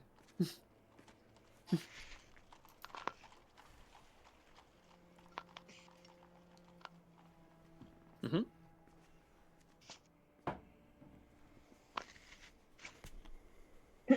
Ephesio will stand up and brush himself off and look at everyone and just shrug.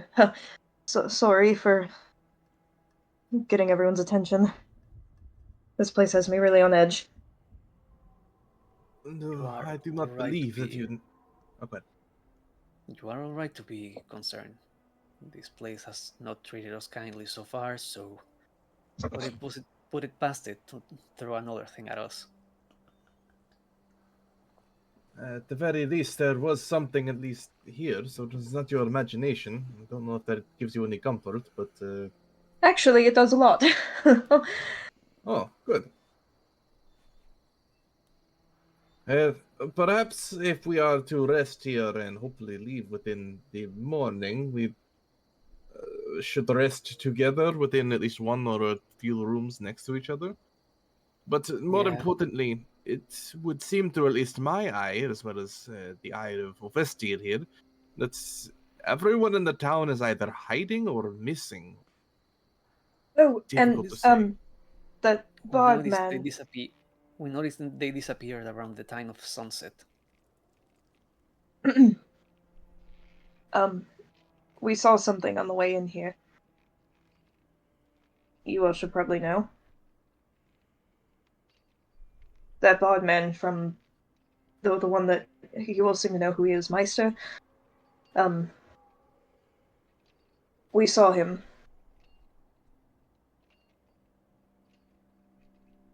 I don't think he saw us. That might be for the better. Then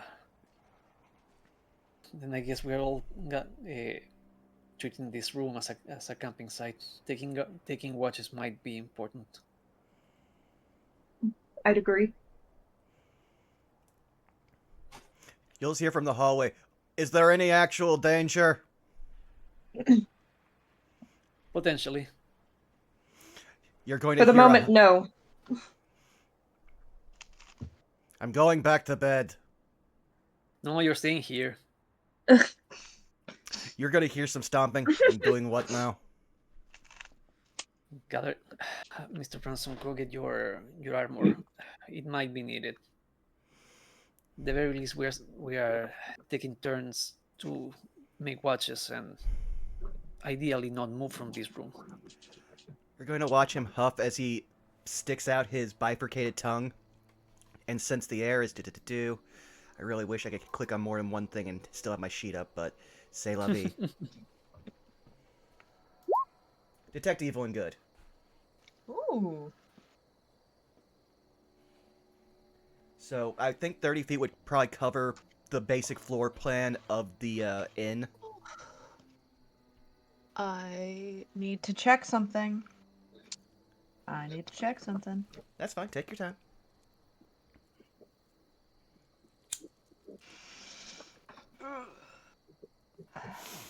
What?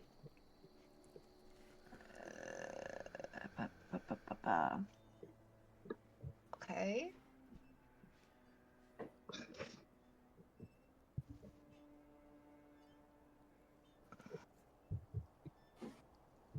I would really love it if you would just give me the answer that I'm looking for.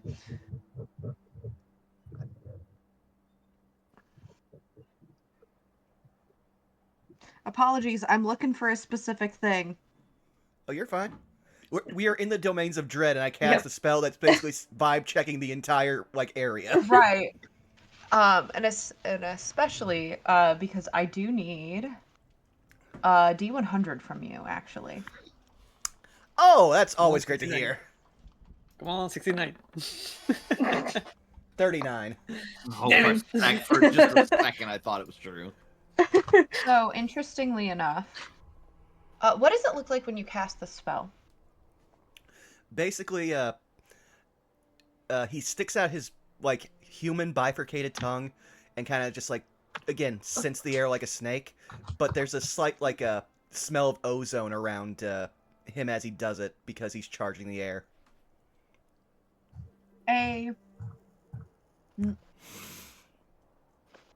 Almost like static, like shock ripples through that ozone around you, and all of a sudden, whoosh, it stops. As your spell does not take purchase. You guys are gonna watch Branson go from being like annoyed and kind of like dialing this out to immediately locking in and standing up to his full height. We need to get our things and leave.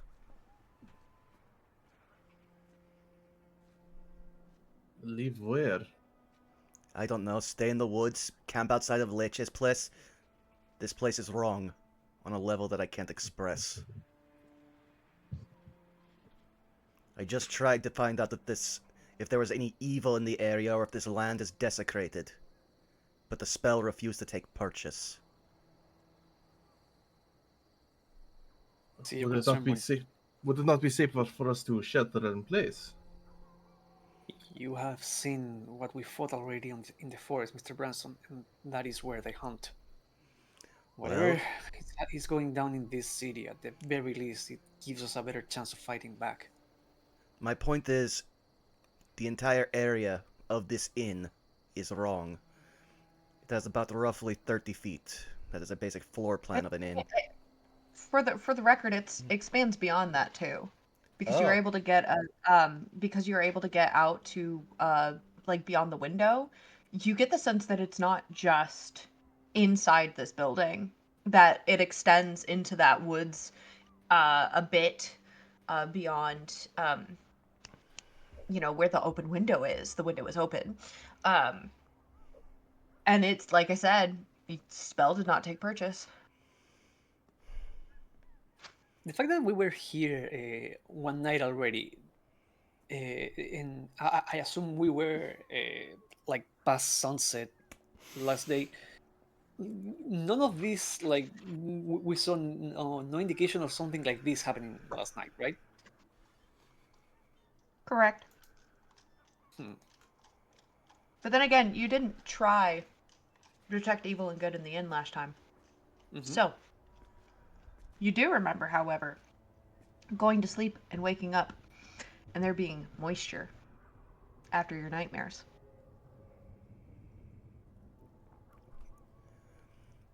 Mhm. My spell takes purchase even outside of the inn, close to the woods. I was already saying it in jest, but now I am quite serious. This place is cursed. And considering where we've been and what we've seen, that's saying something. If we decide to go elsewhere, I don't recommend the woods. The farther from civilization you are, the more likely the mist is to show up. Then again, At the risk of sounding particularly stuck on one note, tavern? You know what? If I can get a drink in me, that's fine. I'm almost out of magic. I'm very tired and very angry. Tavern it It is. is the only place that has treated us well so far, so let's try to do And for free. as the five of you go back to the tavern, Festial and Rosvan, do either of you point out to your party members the center of the road? I absolutely would. Branson at this point is on edge and is locked in, having fully redonned his armor. So, can I make a survival check to try to figure out what's going on with that drag? Certainly. What's in the center of the room again? The center of the road is looks to be like it's mud where everything else is like bone dry. Ah, right. You are actually able to determine that it seems to be it's difficult for the record. It is incredibly difficult to tell a location. But you get the sense that it seems to be thicker, if you will. Like there was more of it from the stretch from the inn down towards the auditorium. Seems to be thicker there than it is where you're currently standing, but it does stretch the entirety of what you can see of the main road. And so it's a single drag line, not like, say, you could decide that this is a trench made by, say, a wagon wheel. Correct. Well, something was dragged near the auditorium. It gets wider. Unless we're looking for a giant snake, I have no idea what this could be. Let's just get to the tavern and hole up. Oh, also, for you two, he points to Lena and Festiel. I always take the first watch, because, as you saw earlier, I have very violent reactions to being awoken unnaturally. Understandable. I don't mind offering my services when it gets dark. I can see quite well. Alright. I doubt I'll be sleeping much tonight anyway. Branson's just going to post up when they get to the tavern, he's just going to post up at the bar and just start pouring several, like, pints of ale. Okay.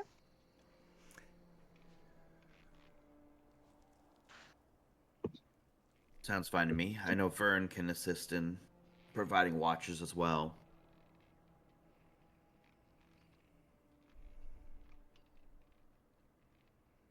So, just so that I understand correctly, you all are going to sleep, camp out in the tavern?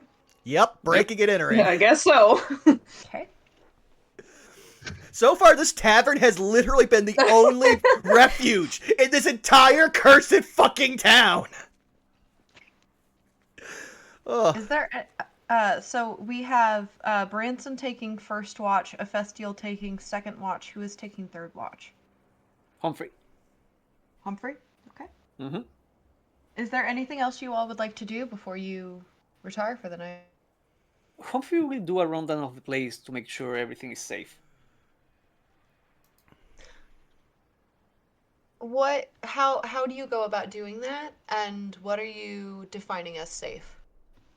Making sure windows and doors are locked, that there are no rooms unchecked, and basically, yeah, just anything where something may hide, double check that it's empty. Also, not caring about what they will think come morning, because we might wake up before the tavern even opens. Branson is literally blocking all of the windows. He is upturning tables, putting them in front of windows, just doing everything he can to keep this place tight. Strength check, and Humphrey, investigation check. Will do. 16. Okay.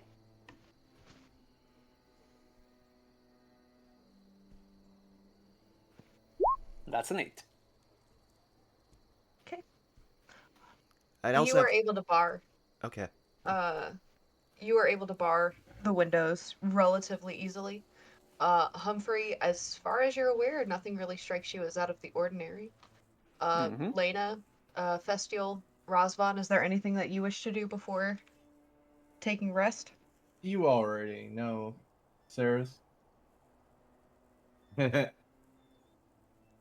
Do I? Rosé every Every day. Rose every day. Ophestia's going to dig behind the bar and grab an alcohol and just take a big ol' swig out of it and curl up in the nearest corner and attempt to sleep. There are many corners in this building. You find no difficulty doing that. I do have to ask, you said since you are terrified and curling up, are you stealthing? Yeah, I suppose. Roll me a stealth check. Okay. Also, I hope whatever you find is either a vodka or a bourbon, because that's the perfect thing for knocking you out. That's a good old sleeping. I'm sorry, you said stealth. I can read. Okay. That's a 4. On both sides. On both. Okay. You curl up underneath a table somewhere, and you are, as far as you're aware, you don't think you can be seen. Yeah, and that's fitting. If they can't see me, I can't see them. He covers his eyes. Pulls his headscarf over his eyes and tries to sleep.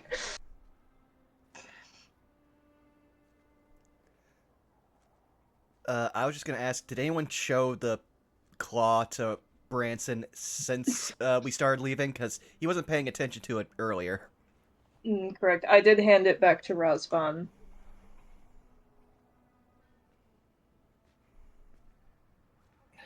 Say, Branson, what do you make of this? He'll take it. Does this in his very limited research, but his little book, does it basically come to anything that he would be aware of? Roll me with advantage a history check. Oh boy.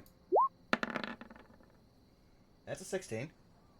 You remember that big fuck-off lupine creature that you fought? Mm-hmm.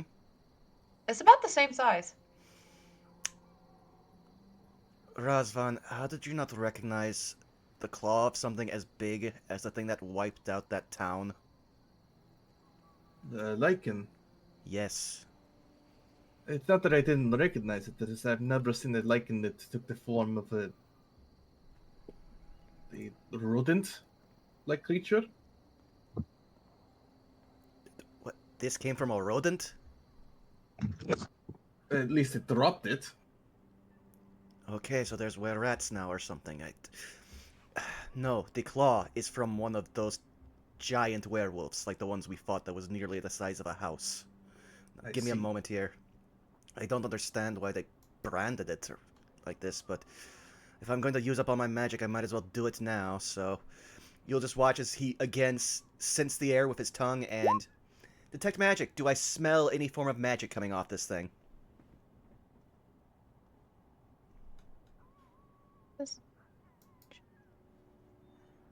Okay. On that thing, no. However, you do detect residue of magic. And you do detect current magic. The door to the kitchen, it's shut. And there's a spell on that door. What type of magic would it smell like? I'm looking at it. Hold on. Hey, I'm looking here. I mean, 9 times out of 10, what you find with detect magic is abjuration, so that's what I'm betting on. Yeah, you're right. It's abjuration. No one go towards the kitchen. The door is warded. It could kill you. Good to know. I mean, it's abjured. I found that abjuration either alarms things or turns them into bombs. So it's a 50-50. I would prefer no one actually tried to bet. There's some magic residue vaguely around, but this is not actually magic. Who knows what it's about. I'd say get rid of it because, if anything, this would just tell people that we killed a lichen, which is already something suspect in this land. As he just hands it back to Razvan, goes back to the bar, and just starts working through the, line of ales that he poured for himself, staring at the door. I like to think that you're worried about us dying to a door when Bishop will surely skin us in the morning. Elena says, laughing a little bit to herself. Listen, Nothing, I'm nothing prepared. some coin can solve. Honestly, I'm banking on the fact that we'll be out of here before she even opens the bar. We have to leave by first light, so I will be waking up at around dawn and waking all the rest of you up at that time. It is appreciated. Your vigilance inspires as always. Razvan, I'm tired. Just let me have my ale. As he just now is leaning back on the bar, pinching his nose, about to just chug this one first, pint.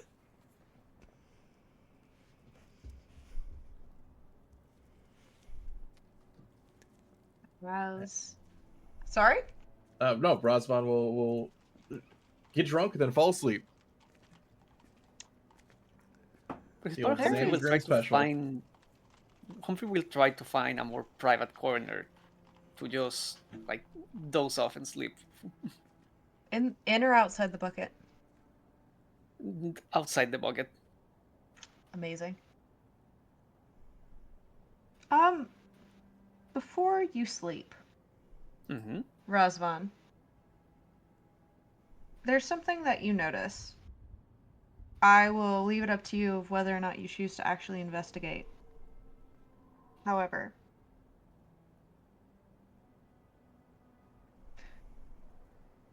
someone responded to you. Oh, he will definitely check the reply the poem.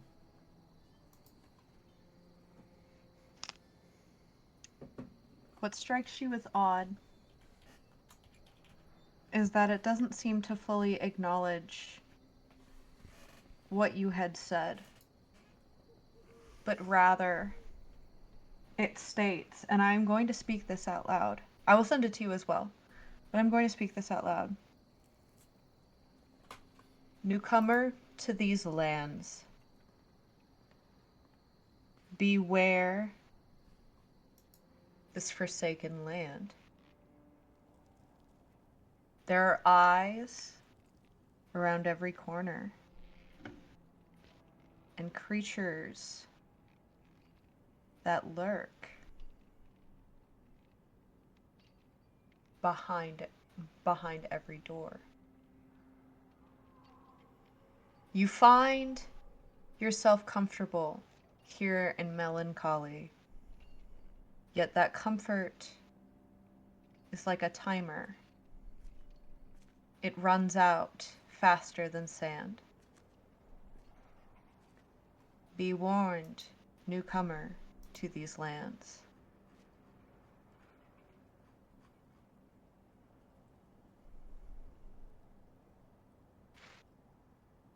All right, good to know. He will kind of keep that in the back of his mind, but he's not going to worry his companions any further than they already are.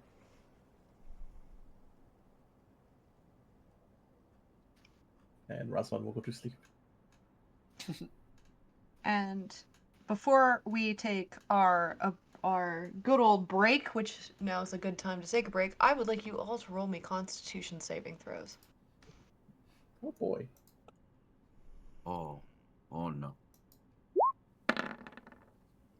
14 from me. Oh no! Mm. Oh boy! Cool. It's that kind of day Four for for me. Branson. Oh no. 14. I rolled a 10. Okay. In the immortal words of Fred Durst, it's just one of those days.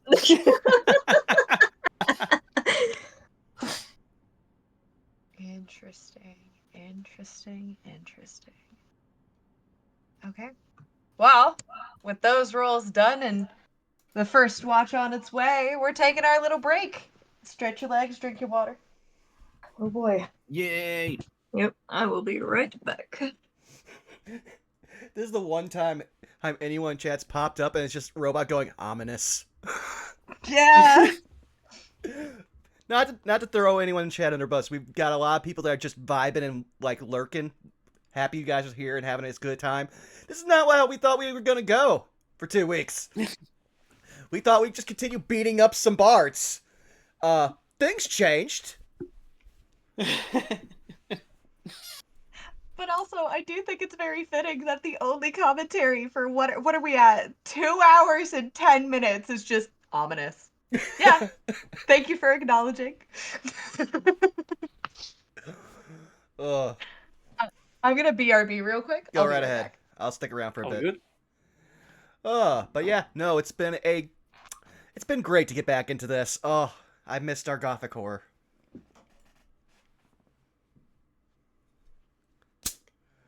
But the longer our group stays together, the more that Branson just becomes Zorro. I'm accepting it. I'm just glad we don't have a designated Luffy to drop his IQ 10 points if they're just alone together. I was going back through all of the tweets I would do while I would just, you know what, I'm just going to have my beers, watch One Piece dub, and enjoy it. And one of them I went back through and saw, and it was literally just, I forgot, since it's been so long since it happened, that whenever they are together, he just gets so much dumber. Zoro alone? Dumb, but knowledgeable. Zoro with Luffy? Immediately degrades. He goes from the Zoro that Luffy met when they first got together. The second he was found out Nami existed and could be the responsible one, he threw all of that on her and just stopped giving a fuck. They just enhance each other. Citric, you there? Yeah. There you go.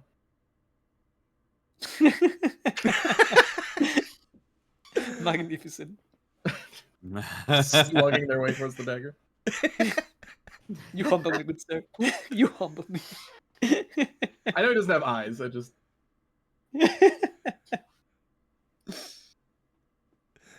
I'm sorry, this is just a word I've heard someone else use, but that look just goes, Papava! I crave violence. Since we got this many people, I'm going to take a quick bio break. I'll be right back. Okay. Okay, he's not here. How do we take over the channel? Probably pretty easily. I mean, no much resistance. Let me check with the mods. I see you, the robot. Are you against? Do you approve of the coup? Aren't you a mod here? I am. I am in many ways. I feel like you're a mod in everyone's chat except mine. So here's the thing: at a point, it was even a joke. There were some people in the community that I would just pop up my head, say, "Hey, it's fun to see you streaming," and they would immediately mod me because you're a mod everywhere. That's funny. Yeah. I had a picture for that actually. Let me see if I can find it. I return. Welcome back. Hey. Now that you're back, I'm gonna quick bio. I'll be right back. Go right ahead.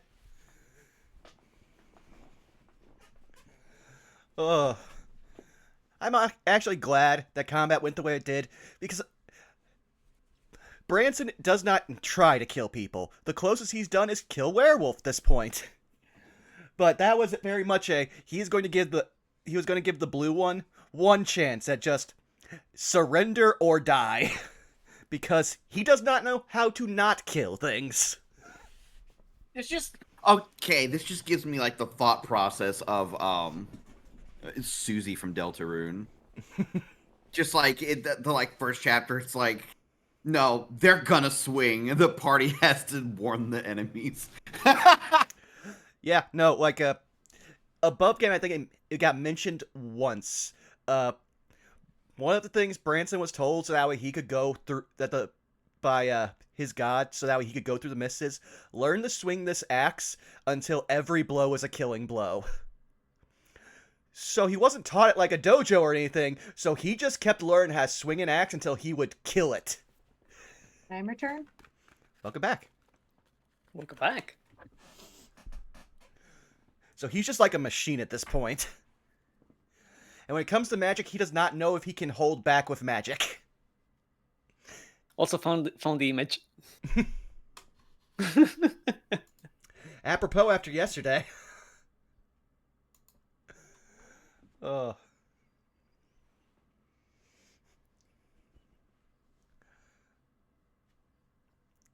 Hey, at least I brought you into streams where you don't have to mod. You say that.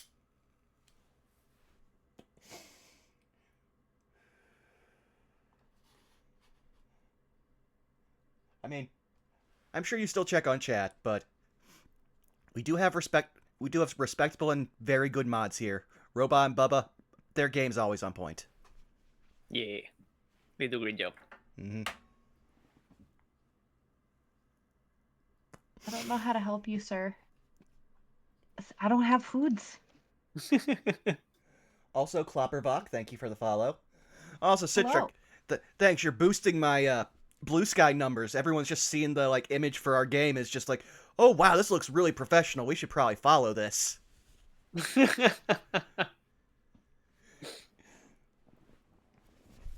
Which I hope my curveball actually hit well at y'all in combat. Oh no, I was just saying, definitely did, because again, no way to counter it. But I was also kind of glad because I had one plan, and that was Branson would use suggestion on Rita to hopefully just say, be silent, so she would stop being able to do anything. And then, I forget which one the blue one is. I know Eva. Search... Oh, what? Eva. Yeah, he was just going to throw a hand axe into Ava, hope that it landed, then charge at her and grab the hand axe and go, you have just either give up or die, and raise his other axe. That was his entire plan, but he just kept getting bad lucked. All right, I'm back. Welcome back. Welcome back.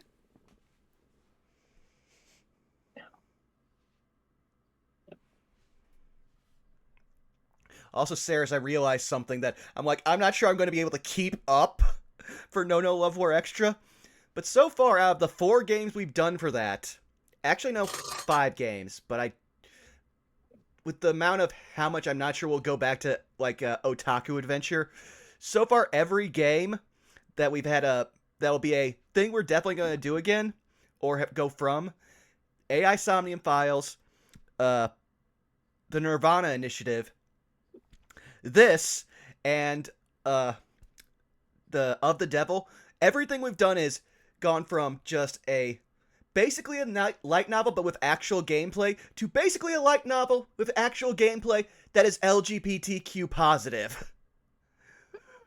Which is going to make it much harder for me to search on Steam.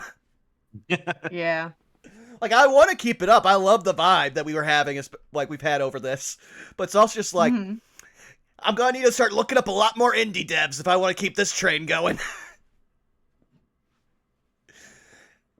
Just queue up that that Get Gianni edit of Duke Nukem and be like, damn, these bitches gay. Good for them. Good for them. Gianni's a treasure. I love Gianni so much. Let's be So honest. many good ones. Let's be honest here. If Duke Nukem was made today, he would be pansexual and proud. Probably. I would certainly believe that. There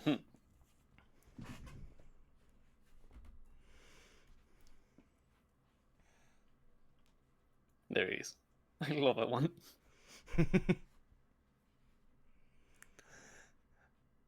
Also, I very random. Oh, hello, Bell Peppervert. Thanks for the raid. Oh, I know them. Yeah, I know them. Welcome. may We're have on our been hanging break. out. We have found out that nowhere is safe in this town except for a bar, so we have broken in, sealed off every exit, and are going to sleep there. Like normal people. Hey, if this was the apocalypse, this is a really good plan. This is this This is the plan from Shaun of the Dead. Yep.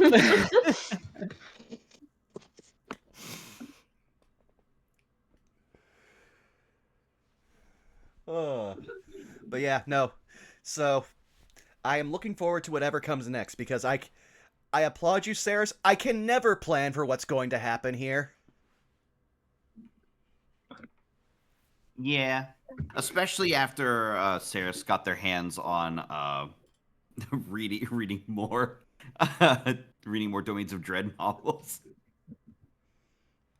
You enabled me. I don't know what to tell you. Listen, I enable you further here. Just a second here. Become as this. Yeah, that me. Mm-hmm. I will always enable I you just if I hope that can. you're having fun. I'm more sad that after so long of our friendship has grown, you can't tell the smile in my voice. No, I can. No, I can. It's just like no, like I'm just saying, like I just hope you're having fun. Like, like stating that matter of factly, not that I'm doubting it. Right? It's the like no. I. You say that I've that you can never prepare, you can never predict. I just hope you're having fun. That's all I'm worried about. Whether or not you can predict what I'm about to, you know, debatable and unnecessary. Let me put it this way. You made the character I based on Mike Myers as the base for character idea, my comfort character. And I should say something about the characters I'm playing in other games. I mean, I love them all, Kids. but some of them have been traumatized to the point where it's just like, the rest of the group is, why can't you be like this? I'm like, he's on the spectrum, and logically he should be like this. I'm currently raising my my skull glass at you. I don't actually know if I've shared. I have a glass with a skull on it. Ooh. Oh, I have a skull mug. If it was in here right now, I would raise it to you. Oh man, Cedric, now you have to find some kind of skull thing because the skeleton and skull coefficient here is now wildly out of your favor.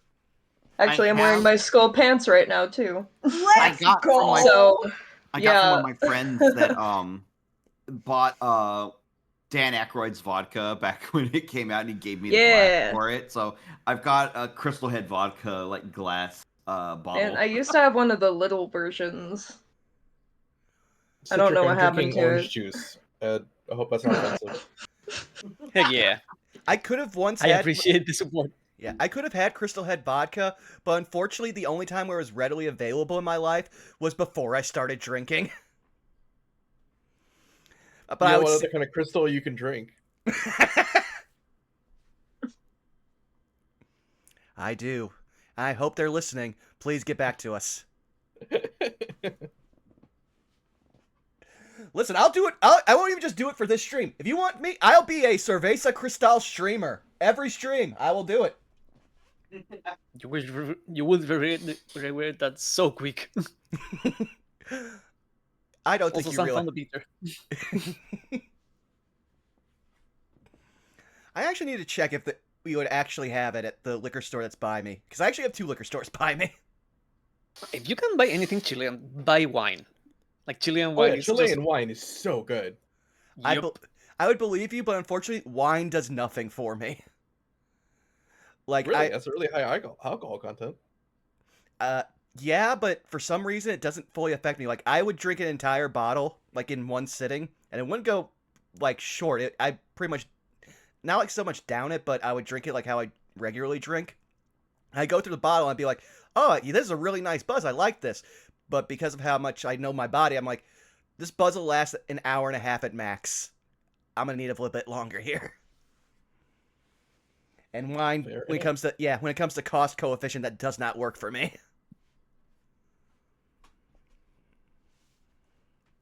But that said, are we all back? I believe so. I'm here. Yeehaw. All right, then I will Sorry? take us back to the screen. Wait. Hmm? There is you there? Oh. I think we're What? missing a service. Ah, there you Oh. are. Did my yeehaw not pick up on the mic? I heard the ha, but it was very quiet. Remember, after this stream, we have to finally do that and just take noise cancellation off for you. Please. I don't know how to get it off, but It's please. in the setting. It's in the gear. We'll figure it out after stream. Sure, absolutely. But yeah. Who do I want to start with?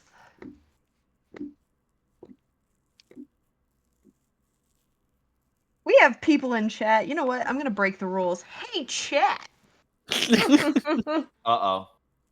Do we want to go lowest to highest or highest to lowest today? Uh, I'm Give 'em a waiting. sec. Well, there is also a slight lag, but it should be quick. Yep, I'm waiting. Actually, not sure if I put in the proper lag that I had in my old OBS settings, so I'm not sure how much that is now. I'll have to look up that. There's at least one of you in there. No, there's 10. They're here. But some might also be on At mobile least and they'd one. be. Yeah.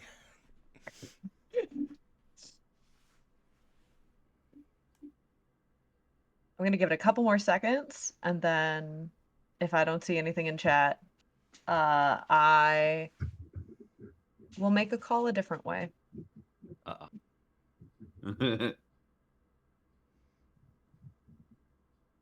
All right. Here we go.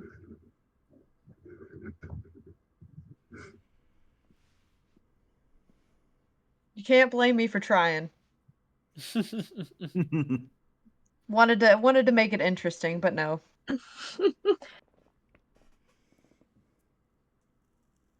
Okay. This makes a lot of sense. Razvan, Yes. after a previous night of the horrors, if you will recall, you find yourself. Are you sleeping like on a table? Is that where we're at? Like Yeah, I think that makes sense. hat over your face, on your chest? We'll lie straight on his back, hands crossed over, thinking it's a little funny. Cup. As you do, it takes a while because you are frankly not used to a wooden table, but you do eventually find sleep. And sleep is dreamless for you. All right. And if I remember correctly, you had a point of exhaustion that is now gone. Let's go.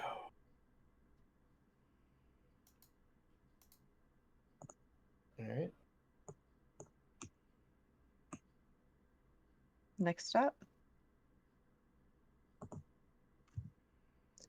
This feels appropriate. Branson, Yes. a flat 10. Mm-hmm. You also having a night of the horrors. Find yourself eventually with a dreamless night. And, for the record, during your watch, no, I'm not going to make you roll anything, as nothing happens. Aside from the sounds of your sleeping companions, you experience nothing. No Okay. shift in the night, no creaks in the floor, no sounds. Not even if you were to put your ear against the exterior door, you would hear nothing coming from outside. Right, then I would say Branson would first go over to Hephaestus taking second watch, nudge them with his foot. Wake up. Festial on a Yes. 14. Your first sleep, your first 4 hours of sleep, and your second 4 hours of sleep, you find completely and utterly dreamless. When you wake up, you do feel rested.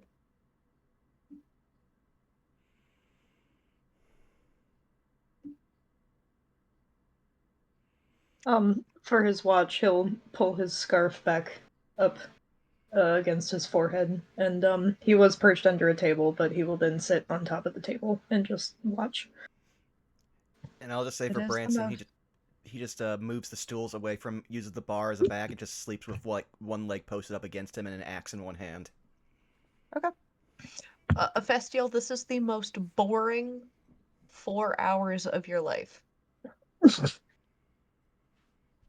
Nothing happens. There is, once again, no sound, no shift, no creak in the floor, nothing. Just the peaceful, well, mostly peaceful sleep of your companions, you would note 2 of your companions do not find peaceful rest in the night. Humphrey, Mm-hmm. the night takes you.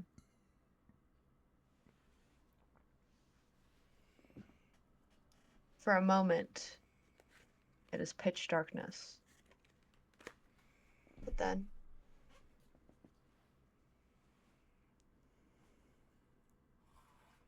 give me a second. Mm-hmm.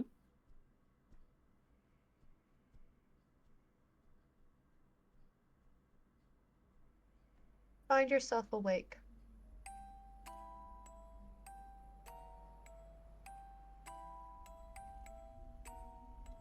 But you aren't where you should be. As your eyes, yes, your eyes, open, you find yourself awake with skin once more.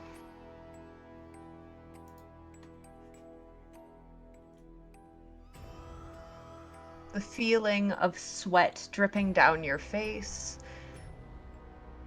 And as you look side to side, you see the bedroom of the inn, not the tavern. The clothes on your body match that of the uniform that you normally wear back when you were at your mistress's home. What do you do? It takes a moment. Just the feeling of like flexing fingers, like just muscle and bone again. It takes a moment for him, like just that sensation again. Trying it over and over just to make sure it's there, that it's not going to go away. Yeah. And it's, Sure enough, you even feel the snapping of tendons as if sleep has overtaken them like they hadn't been used in a very long time. But you are able to move them. he will slowly try to sit up in bed and look around. Like, does it seem to be the middle of the night?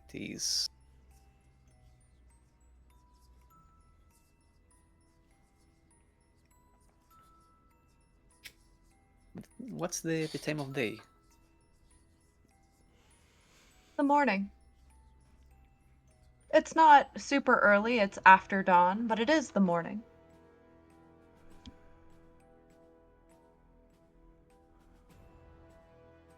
Again, thinking in just the motions, he will stand himself and just the difference in height, that alone, like standing up, is it's a bit overwhelming, like going from what he was just a minute ago.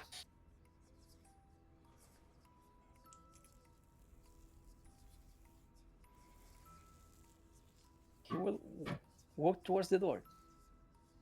You walk towards the door. You open it. It is the hallway. It is empty.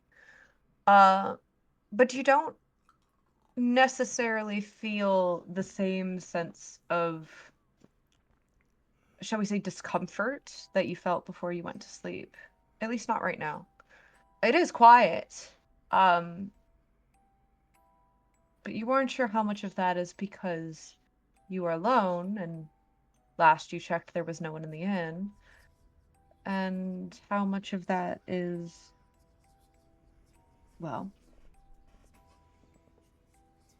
because it is early morning.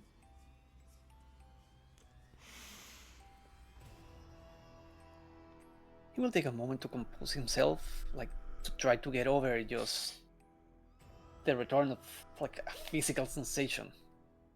Reminding himself that Even if he has a body, he's still not home. So he goes to grab the rapier and fixes it at his belt. It's there.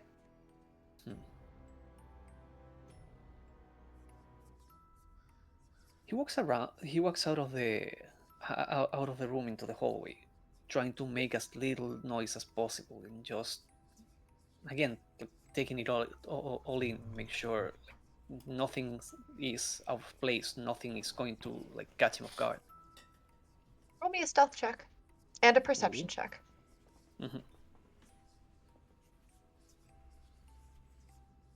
So stealth first.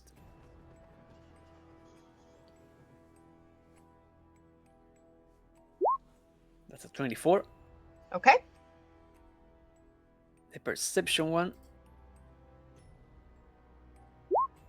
That's a 22.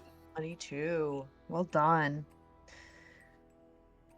So, as you creep down the hall, you're pretty darn sure that nobody has spotted you at this point. You notice something very particular, and that there is a trail in the wooden floor. It looks like someone, like,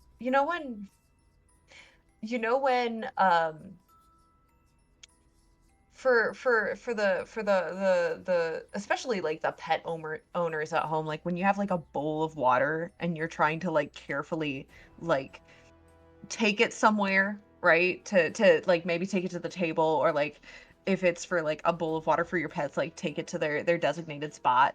And you just accidentally, like, no matter how hard you try, you still leave like a small trail of drips behind you. Yeah. Mm-hmm. Yeah.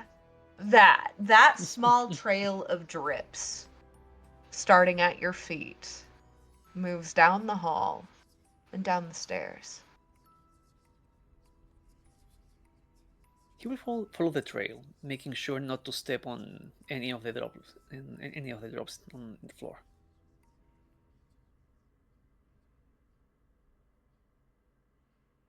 It's not difficult, but you notice that the drops are pretty consistent as you continue to walk. And I don't hear any movement. I don't see any other person. Just me. Just you for the time being.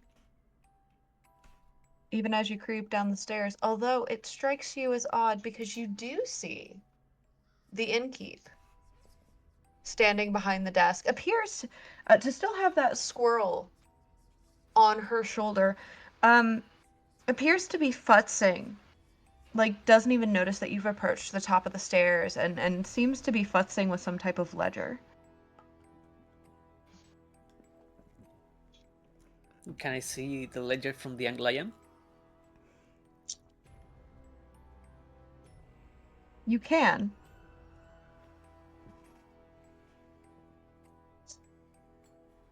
I'm going to message you what it says. Ooh.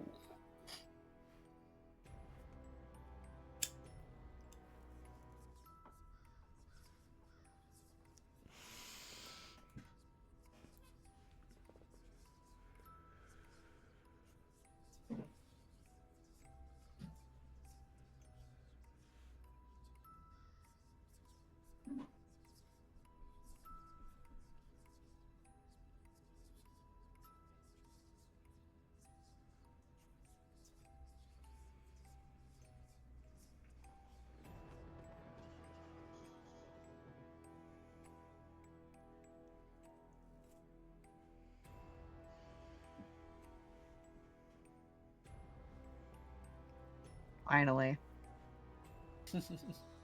Hold on. Sorry. Not rush. I was checking something, but I finally get to fulfill the wish that I've wanted to do since the beginning of this campaign.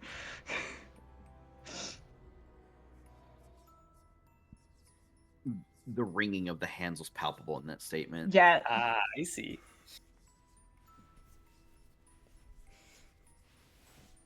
And that's all it says, but appears to be repeated over and over and over on this ledger. Humphrey will narrow his eyes at that and try to move without being noticed by the innkeeper. She doesn't seem to notice you, nor does the squirrel seem to notice you as it washes its muzzle. Does the water trail continue? It does. Down the stairs it goes, and it seems to be heading out the door. Then he will follow.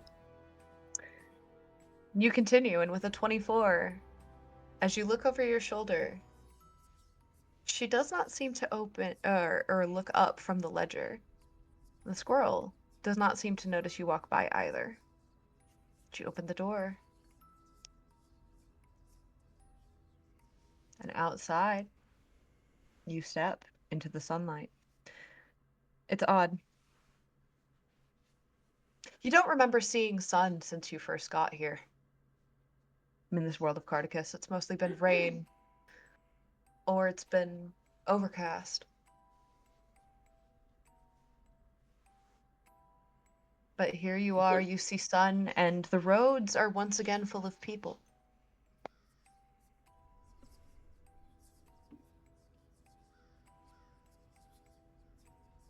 And the trail continues?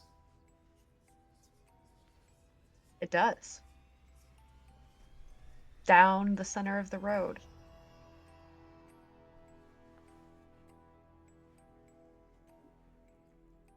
He stops for a second and removes one of his gloves. Okay. He grabs Splash. one of his. He takes a moment to enjoy that view, but he takes one of the darts he hides under his cape and pricks a finger. Okay, there's blood. And do I feel pain? You do. In fact, you take a point of damage. Oh.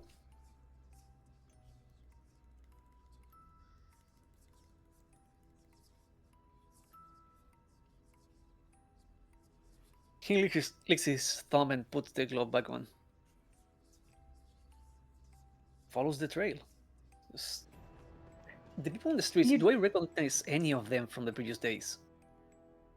I'm so glad you asked. Roll me. Not a perception check, an insight check. Ooh. Yeah. It's a 15. Here's the thing. Not only do you recognize the people, you not only recognize that they are the people, you notice that something is off. Something is very off. Something is very wrong. What happened to their faces?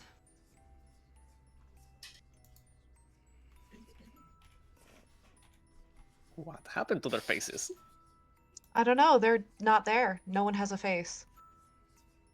There's not even sockets for eyes, nor a whole orifice for nostrils or mouth. No eyebrows. From the hairline to the chin, it's a blank slate. But it does have the curvature of a skull. Does anyone seem to notice me in any way? With that insight check, they don't. Not yet, anyway.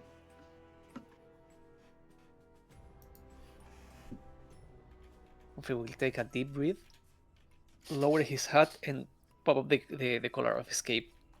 Try to hide his face and keep following the trail. Roll me one final perception check. Will do.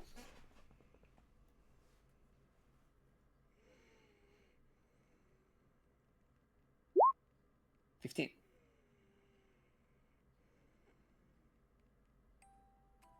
There's a flash of orange that crosses your vision. And as you bob and weave, still holding on that 24 stealth, you eventually see a visage standing at about 3 feet tall, with a black cloak and a bowler hat, an orange body that kind of fluctuates in its coloration. And in its hand, there's a rapier.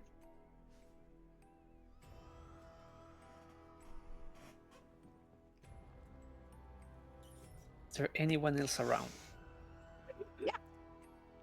But all of the people that you know, you even notice, for the record, the visages of Bishop.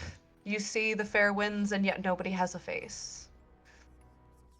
You see Lychee. He doesn't have a face either. In fact, I would like to preface how uncanny it is. That man has a goatee. He has facial hair.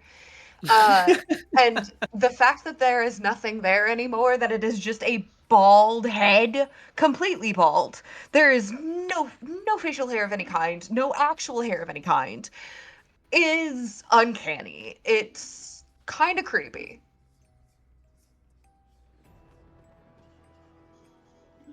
And you said the plasmoid, the Humphrey, has a rapier in his hand. Correct. Humphrey just stands there and just stares at his tiny self, just trying to figure out what is there. The tiny version of you actually pauses, looks at the sword in his hand before turning its head. And you know, it's uncanny because you've never, I mean, aside from the mirror, of course, you've never really quite looked at yourself. And yet, in this moment, it looks back at you. And you know, you can feel it. It's staring at you.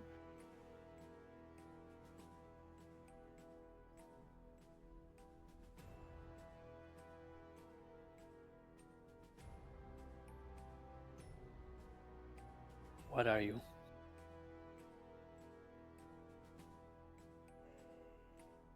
Ooh. I'm you.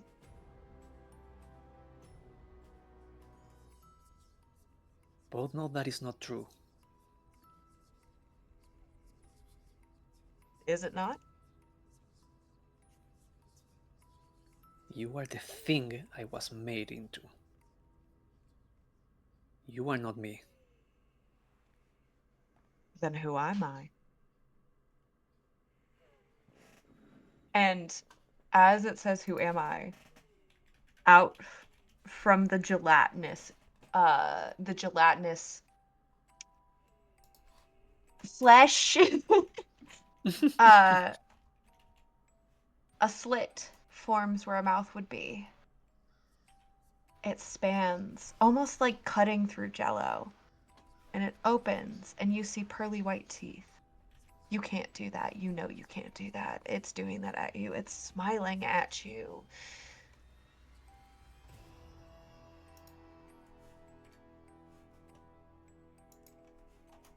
And it asks again. ¿Quién soy yo? Who am I? Humphrey.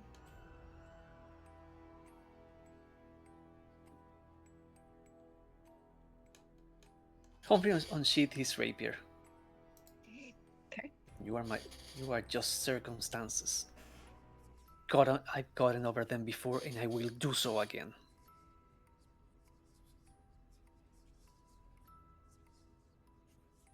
I hope he goes y'all- for a slash. Oh, Do sorry. you go for a slash? All right, go ahead and roll an attack roll.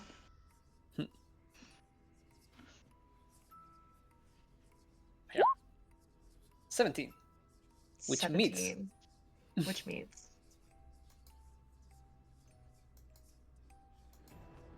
You go into pierce. I'm assuming you're just going in for like a solid stab, right?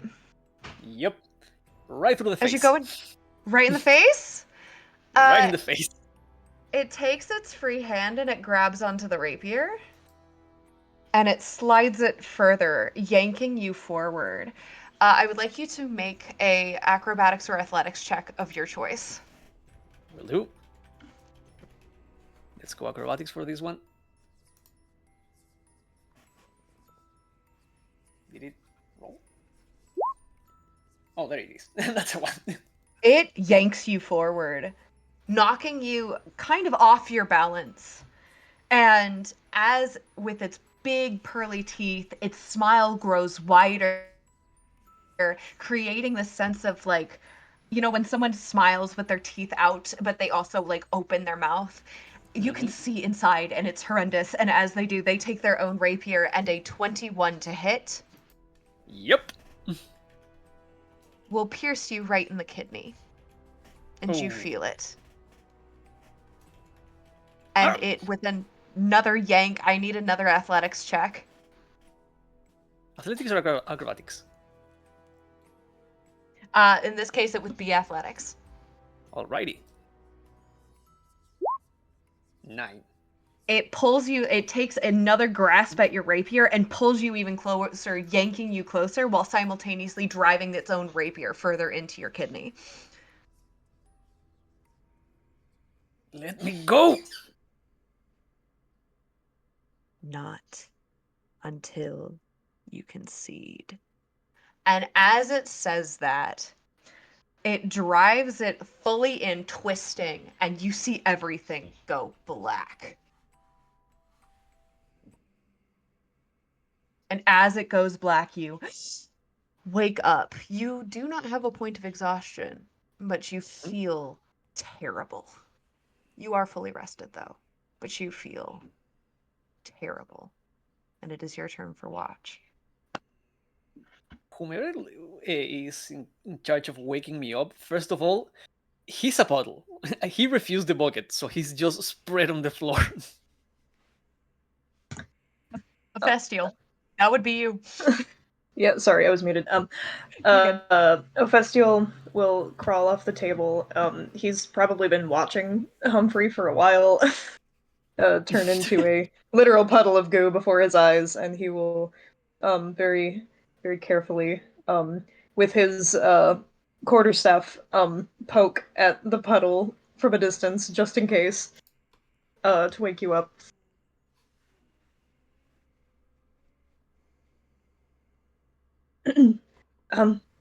Humphrey, are you okay? Do I have any trouble waking up, or You, in fact, I would make the argument that you, like, if Ephestial tries to go to wake you, you wake up, like, very suddenly on your own. yeah, immediately is just grabbing the the stick, like the hand. You see a tentacle popping from the puddle and wrapping around your stuff. He will let you use the staff to pull yourself up. Yeah, once there is no no pull on the stuff, Humphrey will have to like take a moment again to recenter himself. It's another drastic change, and just if he was feeling horrible already, just going back to being just gelatin again, there is a sense of hopelessness that just embeds itself in him as he goes through the motions that he has learned by now to just put himself together into a more humanoid form. uh, Apologies again. This is yours. Thank you. Are you good to take watch? I mean, It's not a matter of my state. It's a matter of my duty. okay. I Should I fetch the bucket? Glances side-eyeingly. I think it's not going to be of much use right now. Not when I'm Okay. awake. Mr. Well, if Castile, you I do sincerely want to apologize. We've just met, and I've been rude to you in two occasions already. It's not oh, a deterrent. it's no bother. I'm used to it, but your lot has been more than kind to me, so no need to apologize. If you don't feel up to taking watch, wake me back up, okay? Thank you. And Ophistial will crawl back under the table and tuck his eyes under his headscarf and try to go back to sleep. And sleep takes you like a monsoon. But it is dreamless. And it is comfortable. Humphrey, Mm-hmm. we're gonna start with a perception check. Alrighty.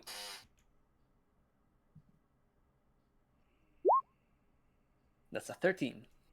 You, in about 2 hours into your shift, hear movement coming from behind the, shall we say, magically enhanced door.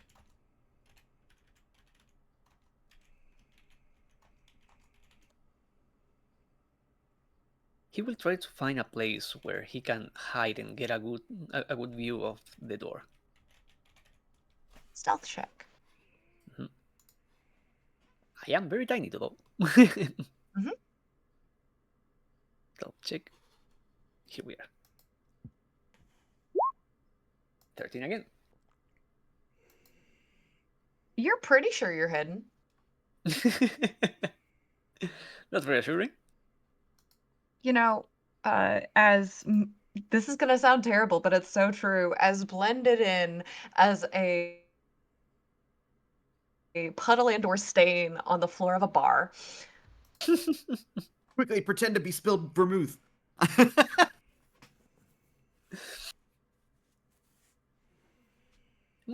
I'm more of a tequila sunrise, but So, Mhm. you continue to hear those sounds, and still carrying over that 13. At about the 3rd hour of your shift, you start to hear noise outside. The sound of people moving, people talking, sound of a Okay. town. Mhm. You haven't heard this sound in quite a bit of time. But you hear it, and before you ask, no, I'm not going to turn the music on because I would have to immediately shift. Humphrey will take a peek out of any of the windows to check outside, like it's normal movement. Because one thing he's hearing, but he's already distrusting his senses with this place. For sure. Do you peep outside? Mm-hmm. Ideally, Yeah, one. you see Mhm. people. Not a lot of people, but then again, it is a smaller town, so about the same amount of people that you expected to see out and about. From immediately across the street, you see a woman who appears to be leaving her house, seems to be speaking to family, or at least you would assume. You can't really hear it very well, but you know, from the wave over the shoulder and the about face seeming to move into the world, so to speak. You get the sense that that's probably what's happening, and of course, the first thing that you notice is she does in fact have a face. You do note, however, Good. yeah. You do note, however, that she does seem a little on the more lifeless side. There seems to be color like drained from her face, and her eyes just carry this tiredness, that seems to be very notable. In fact, even like the coloration of her irises seems to be muted. Um,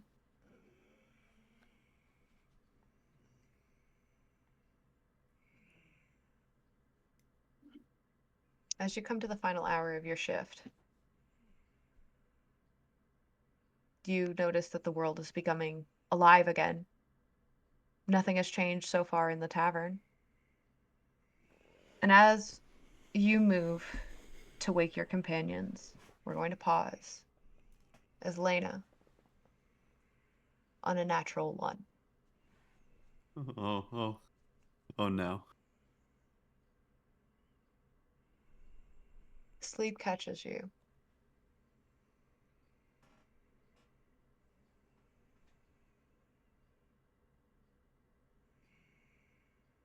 And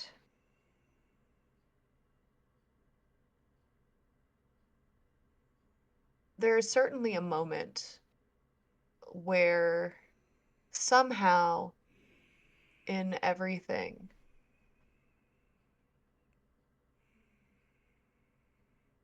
there is like this weird, uncanny lucidness that hits you. until eventually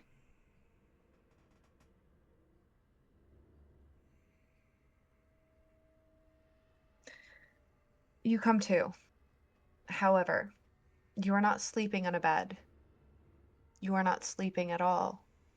As you come to, you find yourself seated at a table. The chair of which you sit is pretty standard wooden. But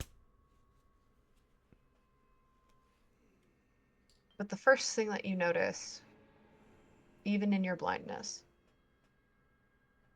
is not something of sight,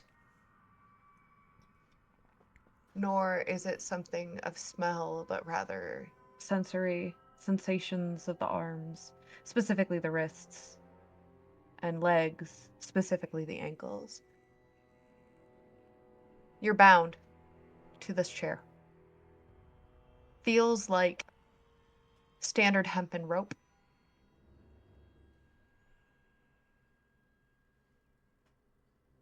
And as I said, in front of you is a table. There's a single light source, seems to be coming from the center of the table. On top of what you can guess, it seems to be box shaped. It's a little hard to tell what exactly it is. The other thing that you immediately notice is that there's a silhouette sitting across from the table.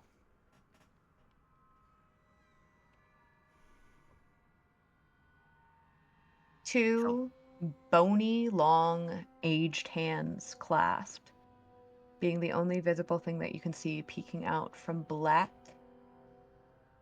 linen sleeves. What would you like to do? She would speak out and say, "Hello." Good evening.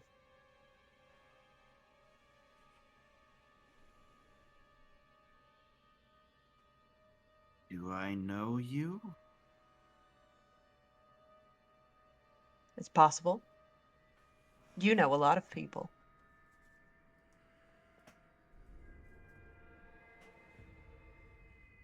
Where am I?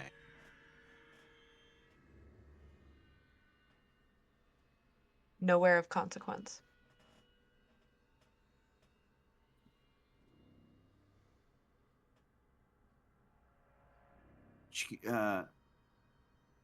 She like I wouldn't say like really struggles against the binds for a second, but she kind of like flexes against them a little bit, see how like tightly they are. Roll me a strength check. Okay.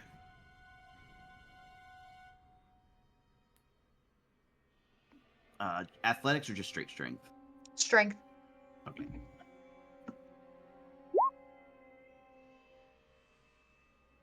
CX. It's not necessarily that they're super strong. It just feels like straight standard hempen rope. But it feels like you've been bound in such a way that it's a bit difficult, or at least you'll need more than that to break them.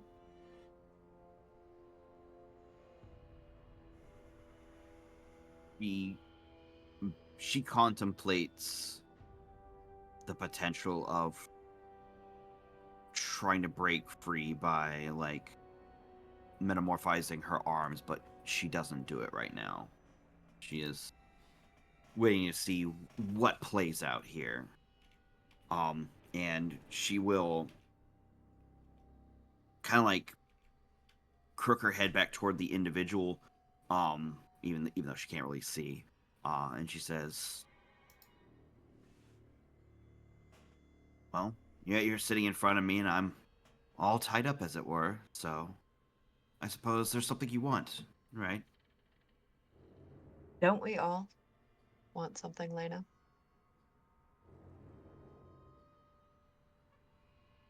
Yes, everybody has a desire. Some more than one, of course. It keeps us going in a way.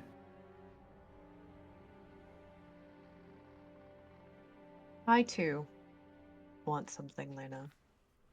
Something you have. Me? What can I possibly have that you would want? Many things. There's a list. But it's for me to know and for you to figure out what they are before I take them.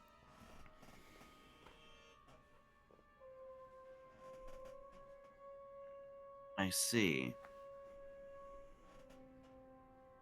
And I don't suppose that I might get some sort of hint as to what they are?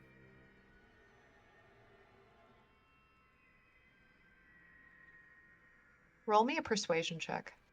Okay.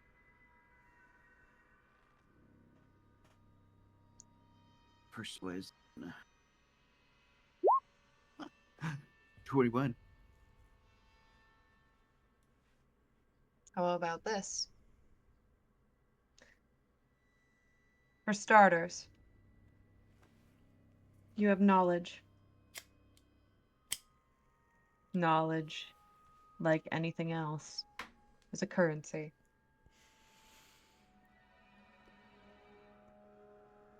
Number two, you have a gift, Lena. A gift that not many people in this world possess.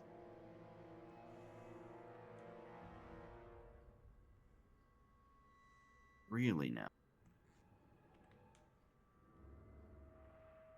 Unless that's not what you would refer to it. But of course, names are simply arbitrary in a list of descriptions. Knowledge does get you quite far. Here, that is for certain. But I suppose the ability to also see things as they really are kind of goes a little bit of a distance as well. That it does. They do say, sight can cloud one's judgment. That it can. All right. I suppose I'd be at the very least willing to entertain what kind of knowledge you seek is. Well, she like looks down at her bindings. It's like, last thing I remember, I obviously wasn't here, so. And in a way, you aren't. You never were.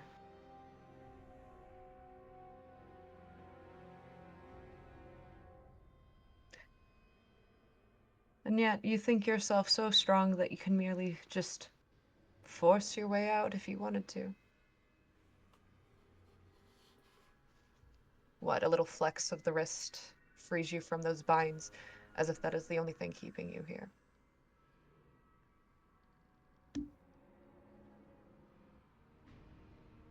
Hmm.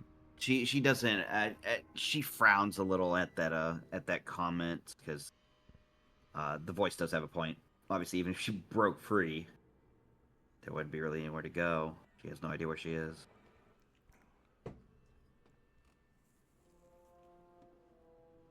There's something I want from you. Not just knowledge, not just your gifts. There's a third thing. A more prudent thing. I want you to do something for me. Mm-hmm. Those friends of yours.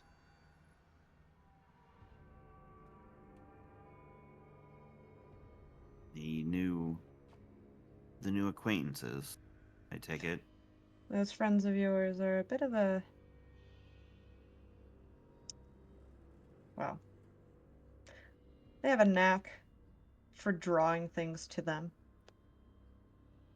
They have a way of,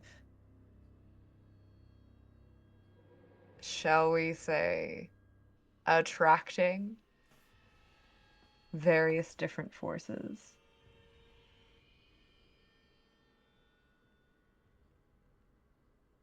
And I would like you to do me a favor, and I would like you to attract certain forces to help me lure someone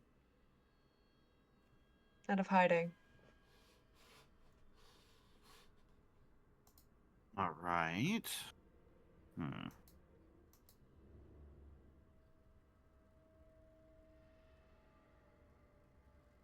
And to entertain this, who might that be? I think you know the name.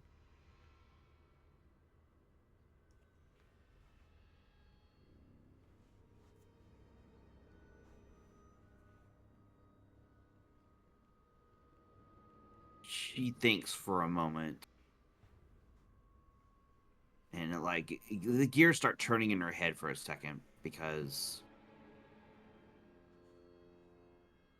of what they said and why they wouldn't say their name outright. Like her brow furrows a little bit.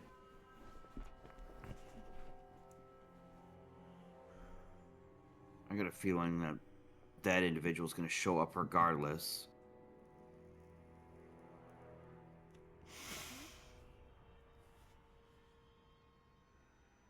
I've got a distinct feeling that some things might be lining up a little bit. They might here, for all I know.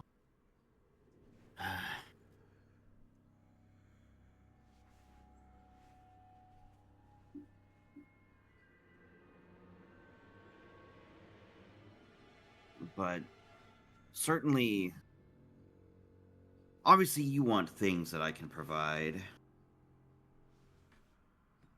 And who knows? Maybe I might follow through with this. Forces at play in Carticus have always been interesting. And I found myself embroiled in something I never really expected, just meeting some individuals. Now look where I am. But obviously, information is often in exchange.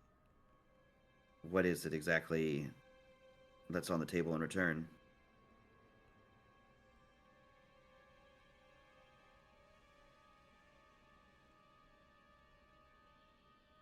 Protection.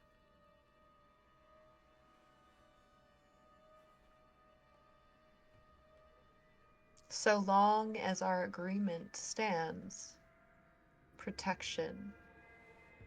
Though I cannot promise that you will see it always in action, though its entrails, perhaps visible, like a comet in the night sky. This is going to sound really weird. I want you to roll me a nature check. Can do. Not great, but yeah, 7. You don't know what a comet is.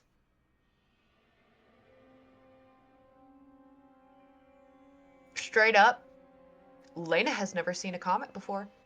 Has never heard that name used. No shooting star for for Lena. While she doesn't understand that, she shakes her head a little and says, "Well, if I'm thinking it's of the individual that you're referring to, I believe the goals of these new friends somewhat line up. If things are starting to make sense." Now, I figure I'm not going to get a straight answer out of you for this question. But I suppose I should know who I'm getting protection from to see if it holds merit. Roll me a wisdom saving throw. All right. Oh, brain. No, brain no good. You feel a sharp pain reverberating in your skull. She like Now- winces and clutches her hands. Mind what questions you ask. Of course, you know, information is currency. But you would know that some things are better left to the imagination, now aren't they, Lena? Suppose so. That was wholly unnecessary. Was it? You could have just Remind said you no. of your place. She like has a little like downward little like kind of like a sour look to her face a little bit. Says, well, suppose I will consider this offer then. Don't know what kind of protection it will turn out to be, but suppose we'll most likely end up running into this individual more likely than not, considering I've met these new people, and within the space of about a day, we've upturned a city. I'm sure we'll attract the attention of that individual in no time. I have no doubt. Oh, and by the way, before I let you go, one more thing. Yes. Mind the hues of red. It's not blood. And if it's brighter than blood, well, they do say that flesh tastes like chicken. And as he says that, you, in a cold sweat, wake up, your head throbbing as if whatever was done was very, very real. Your wrists and your ankles actually bearing the burns of rope. And you wake up with a point of exhaustion. Yeah. Okay. She'll like snap upright and like try to like almost like haphazardly like fumbling for the sound of her halberd. Her halberd probably scraping on the ground, clattering super loudly, which might wake people up since it's the last watch. Oh, that's real bad. And she's like freaking out.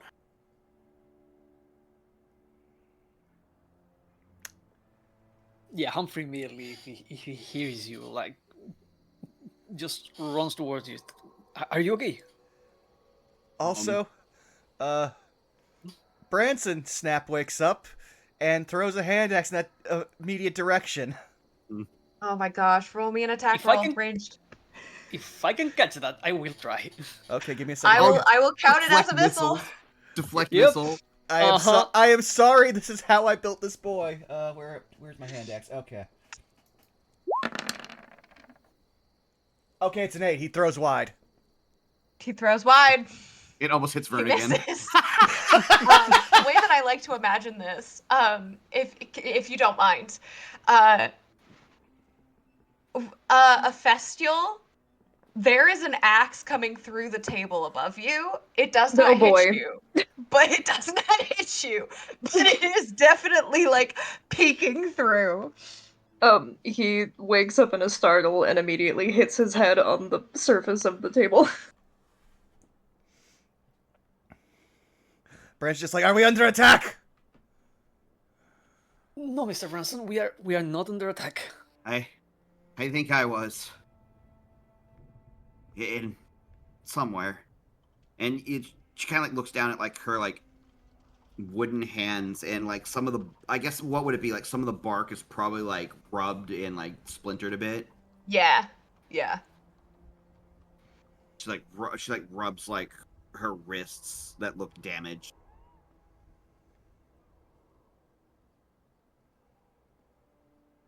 Do I notice the bruises?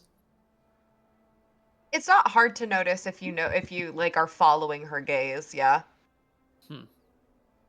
Have you ever seen like a spot on a tree where it looks like something may have rubbed up against it a bunch and like some of the bark has come off? That's kind of like what's happened to her wrists. Oof. Yeah, Humphrey immediately like internally goes through the dream he just had, and you see him hesitant to say anything.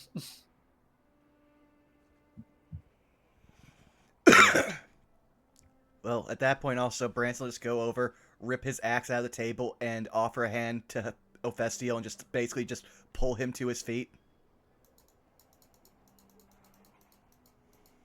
I saw someone. In your dream? Yes. I've never had a dream like that before. There was someone who wants things from me. Did you see their face? No. It was too dark. You even... Well, she like chuckles a little bit, still like wiping the cold sweat. I couldn't see him anyway, but I couldn't perceive them besides being able to sense a pair of hands on a table. Even in my mind's eye. I think that was a dream anyway. Though it doesn't explain. She like looks down at her wrists again.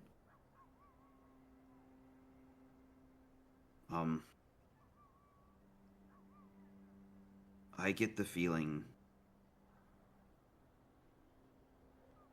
that you lot and now me have attracted attention of very powerful individuals.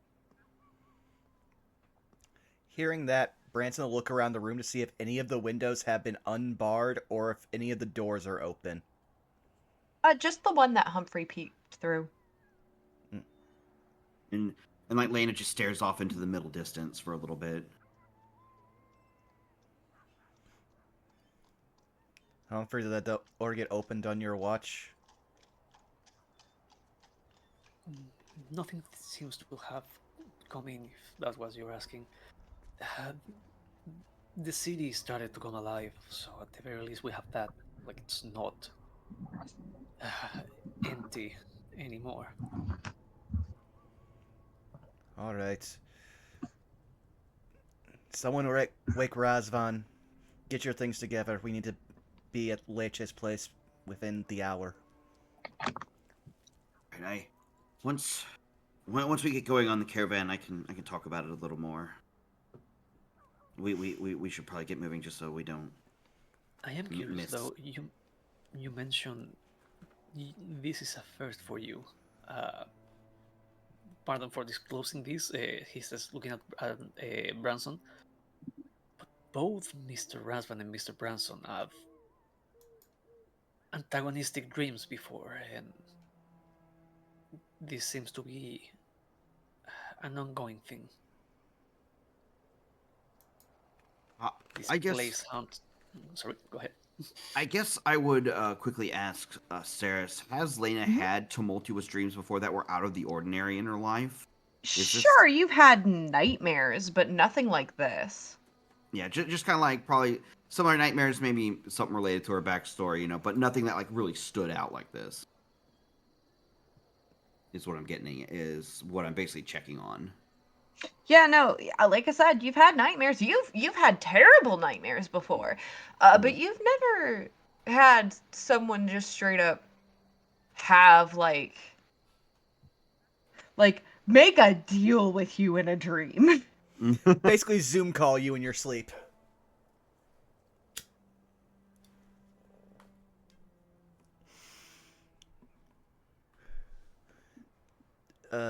That said, could Branson possibly get an insight check on them? Because again, Lena's new, so he doesn't fully know their whole deal. Yeah, go for it. If the other folks that you are inciting would like to hide it, that would be a deception check. All right. That's an 18. Think she probably wouldn't be trying to. She'd be trying to, I guess. I'll roll it just for the sake of rolling it, because she would probably be trying to like re-steal herself a little bit. That is a no. She looks like shit. Would I, Yeah.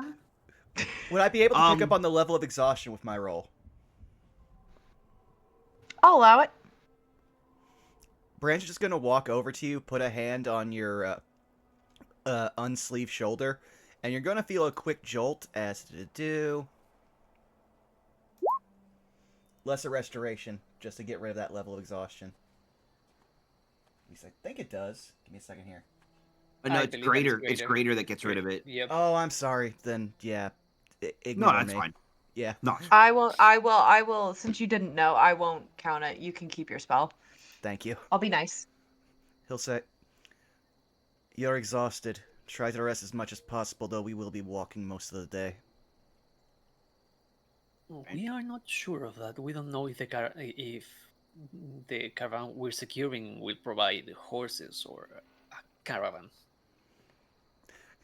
Brands will just turn. Have you seen any horses since we've been here? Have I? You have not? This place is weird. No. I suppose I should also ask, did I get the benefits of the rest still? You did not. Oh no. I didn't heal any, did I? Oh. Nope. Oh no. Well, if that's the case, would I pick up on that? Because wounds Yes, are you would. Yep. okay. Yeah. Then immediately, hand on shoulder. Something was wrong with you. You did not heal. Why do I do it from this list? I had to go from my giant list on my page. That makes it hard to read. Sorry. You're okay. You regain 7 hit points. Thank you. This help. That's the best I can do for now. I have to preserve my magic because we don't know what we'll find. Again, I will stay towards the back of the caravan. Most likely we will... Actually, no. Stay to the front of the caravan. Focus on spotting things. Protect Leche. We'll most likely be walking alongside a... We'll most likely be walking alongside a wagon. And he's just going to look to everyone. I and Lena will take the front. The rest of you take the back. Humphrey, if you would, take the center of the back because you have the best eyes. That is fine by me. Humphrey looks around and looks for Raspan. Did you wake him up? I'm more surprised No, if he didn't woken wake up husband from up. everything that happened. He had too much wine. He's That rosé sleeping. Yeah, that rosé was good. Yeah, did you just like drop face first on the bar counter? No, he's just laying on his back, directly upward, as though he's in a coffin, but he's just laying on the table. I want to Yep. imagine one hand has the wine in it. Yes. I like Yeah. even better because you Perfectly said that you balanced had on your his hands chest. like folded. You had your hands folded, so like the bottom of the stem is like underneath your knuckles, and like the stem is like poking up between the fingers, so the glass is completely like perpendicular to your body. Yeah. Yeah. Humphrey will approach and gently like tug at your cape or your double. Mr. Raspan? Ah! Oh, you are a sight for sore eyes. I'm so sorry. Because of the joke, I would like a dex save, please. From For who? me? From you, Razvan. Oh no.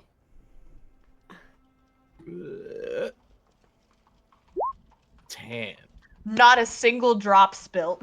Let's go. Immaculate. Goes back to drinking. I mean, it's breakfast. No, Humphrey looks at you.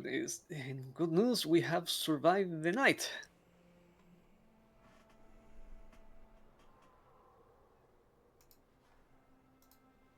I take that you did not have any nightmares? Surprisingly, no. I am uninjured and well rested for the first time in a while. By the look of it, it did not seem that everyone was so lucky. Night was complicated for some of us. I see. That said, we should not tarry too long. and you'll just watch as Branson slaps down 5 gold, 3 silver, and 5 copper on the bar. That's his reparations Amazing. for everything. He's just be like, Amazing. we need to hurry. If we're unlucky, they will leave without us. So let's go. Rosman will pour one more rosé and head out. Yeah, Humphrey Branson would- will grab any unfinished beers. They will be stale as fuck, but he's like, I am done with this place. Humphrey was besides Razvan, looks up and says, "If you try, if you plan on trying the rosé in our next place, and you don't have nightmares, you may be onto something." He just kind of shrugs his shoulders, looks at the rosé like, hell yeah, and then drinks more. Magical nightmare warding rose. Yep.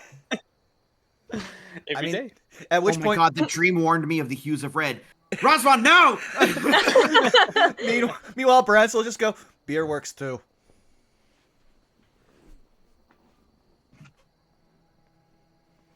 But yeah, it sounds like we're just going to walk out this bar, leave the mess, but pay for the mess. Did you? I do have to ask. Did you put the furniture back?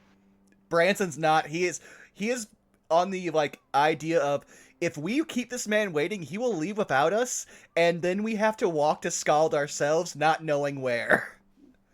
Gotcha. So, as the 5 of you leave this tavern, first and foremost, you manage to do so. Who's at the very end? Who's the last one out? I imagine Razvan. Okay. Rosvan, as you are about to shut the door behind you, you notice the kitchen doorknob turn as it's about to open, and you manage to shut the door right behind you. And as the 5 of you begin along your way with the indoor outpost just around the corner, you see, and I'm gonna extend this a little bit longer because I've been sitting on this for a couple weeks now. Let's go! And you see this man sitting there, waiting and waving. Oh, I love him. Hello. Why, hello there. Radical. For those of You you look who nice. cannot see the image, this is a gentleman in pretty standard brown and orangey toned commoner's clothes. He's fairly tall, standing at about 6'3", completely bald head with sideburns and a goatee, and he has a tattoo actually that goes up and around his right. I think it's his right. I'm sorry, his left ear. He is standing outside of his wagon. His wagon seems to be loaded and ready with a rather large stick in hand, in his gloved hands. And as he waves, recognizing at least 3 of you from the day before, from your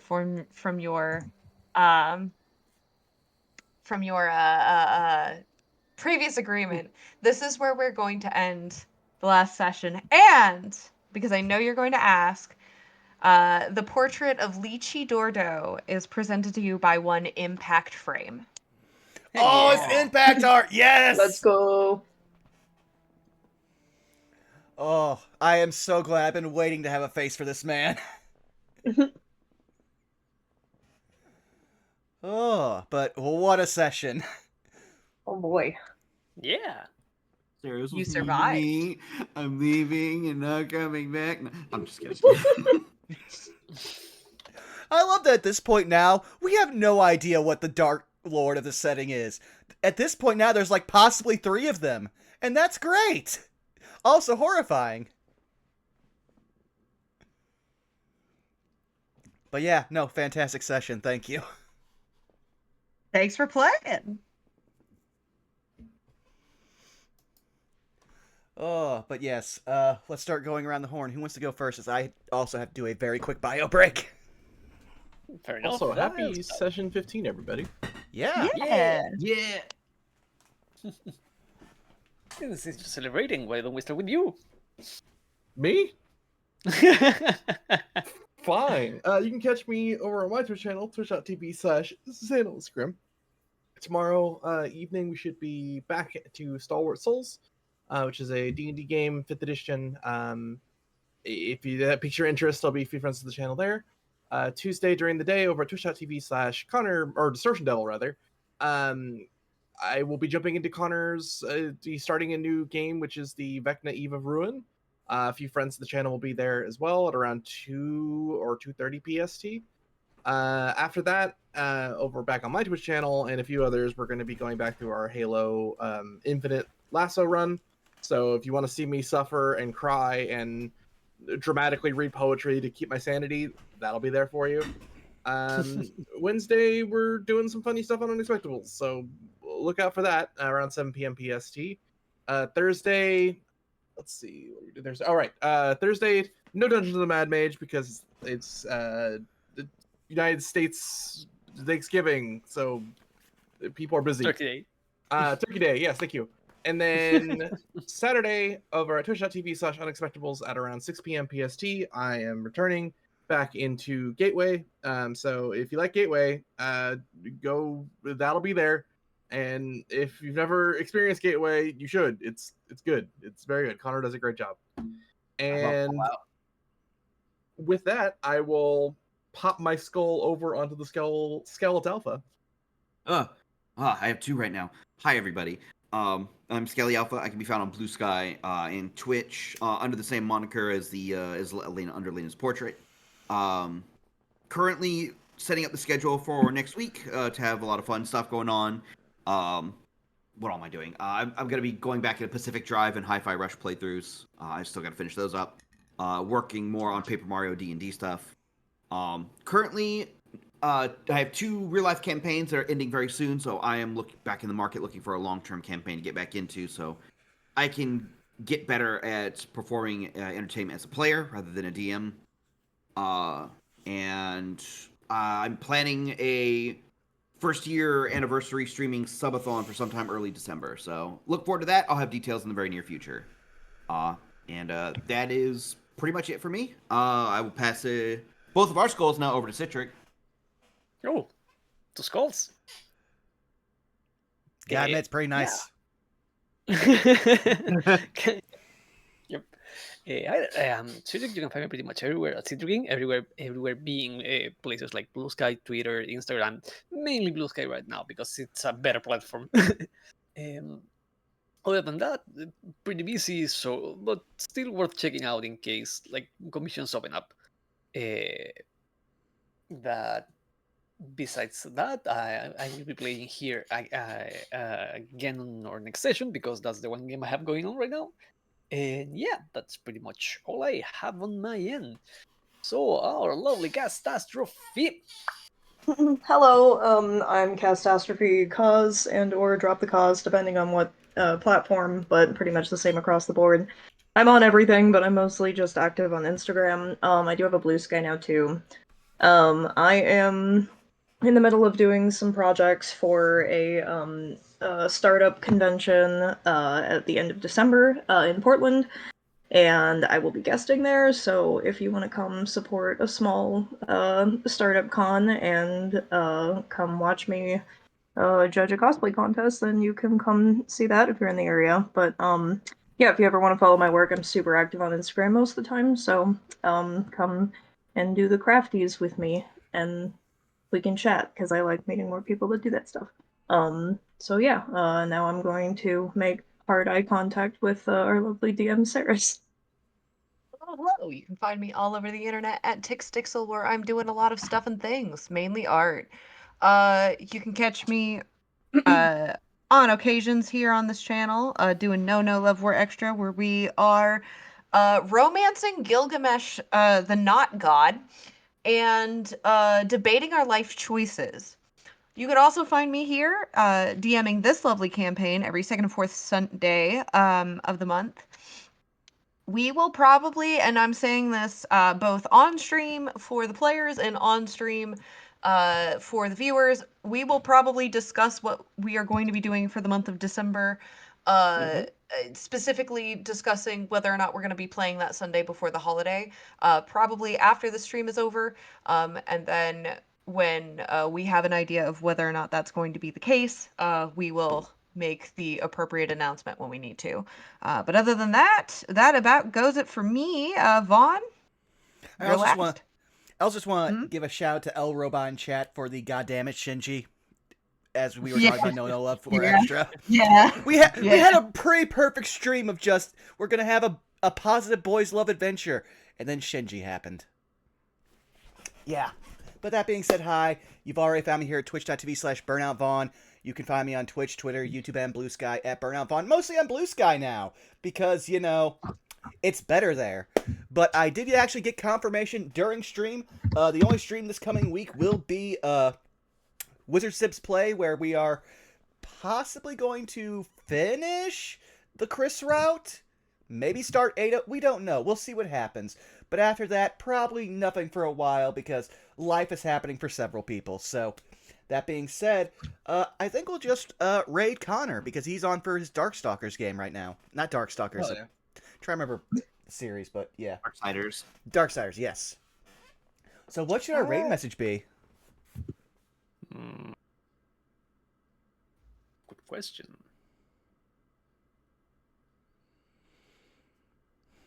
This is tricky. Don't fall Right. asleep. All day rose. All day. Yeah, all day rose. Every day. Rose every day. Rose every day. Yeah, rose all day, every day. Okay. Thank you all for coming out. We will see you again soon. We're not sure when, but we will figure that out. We love you. Bye-bye. Bye. Bye.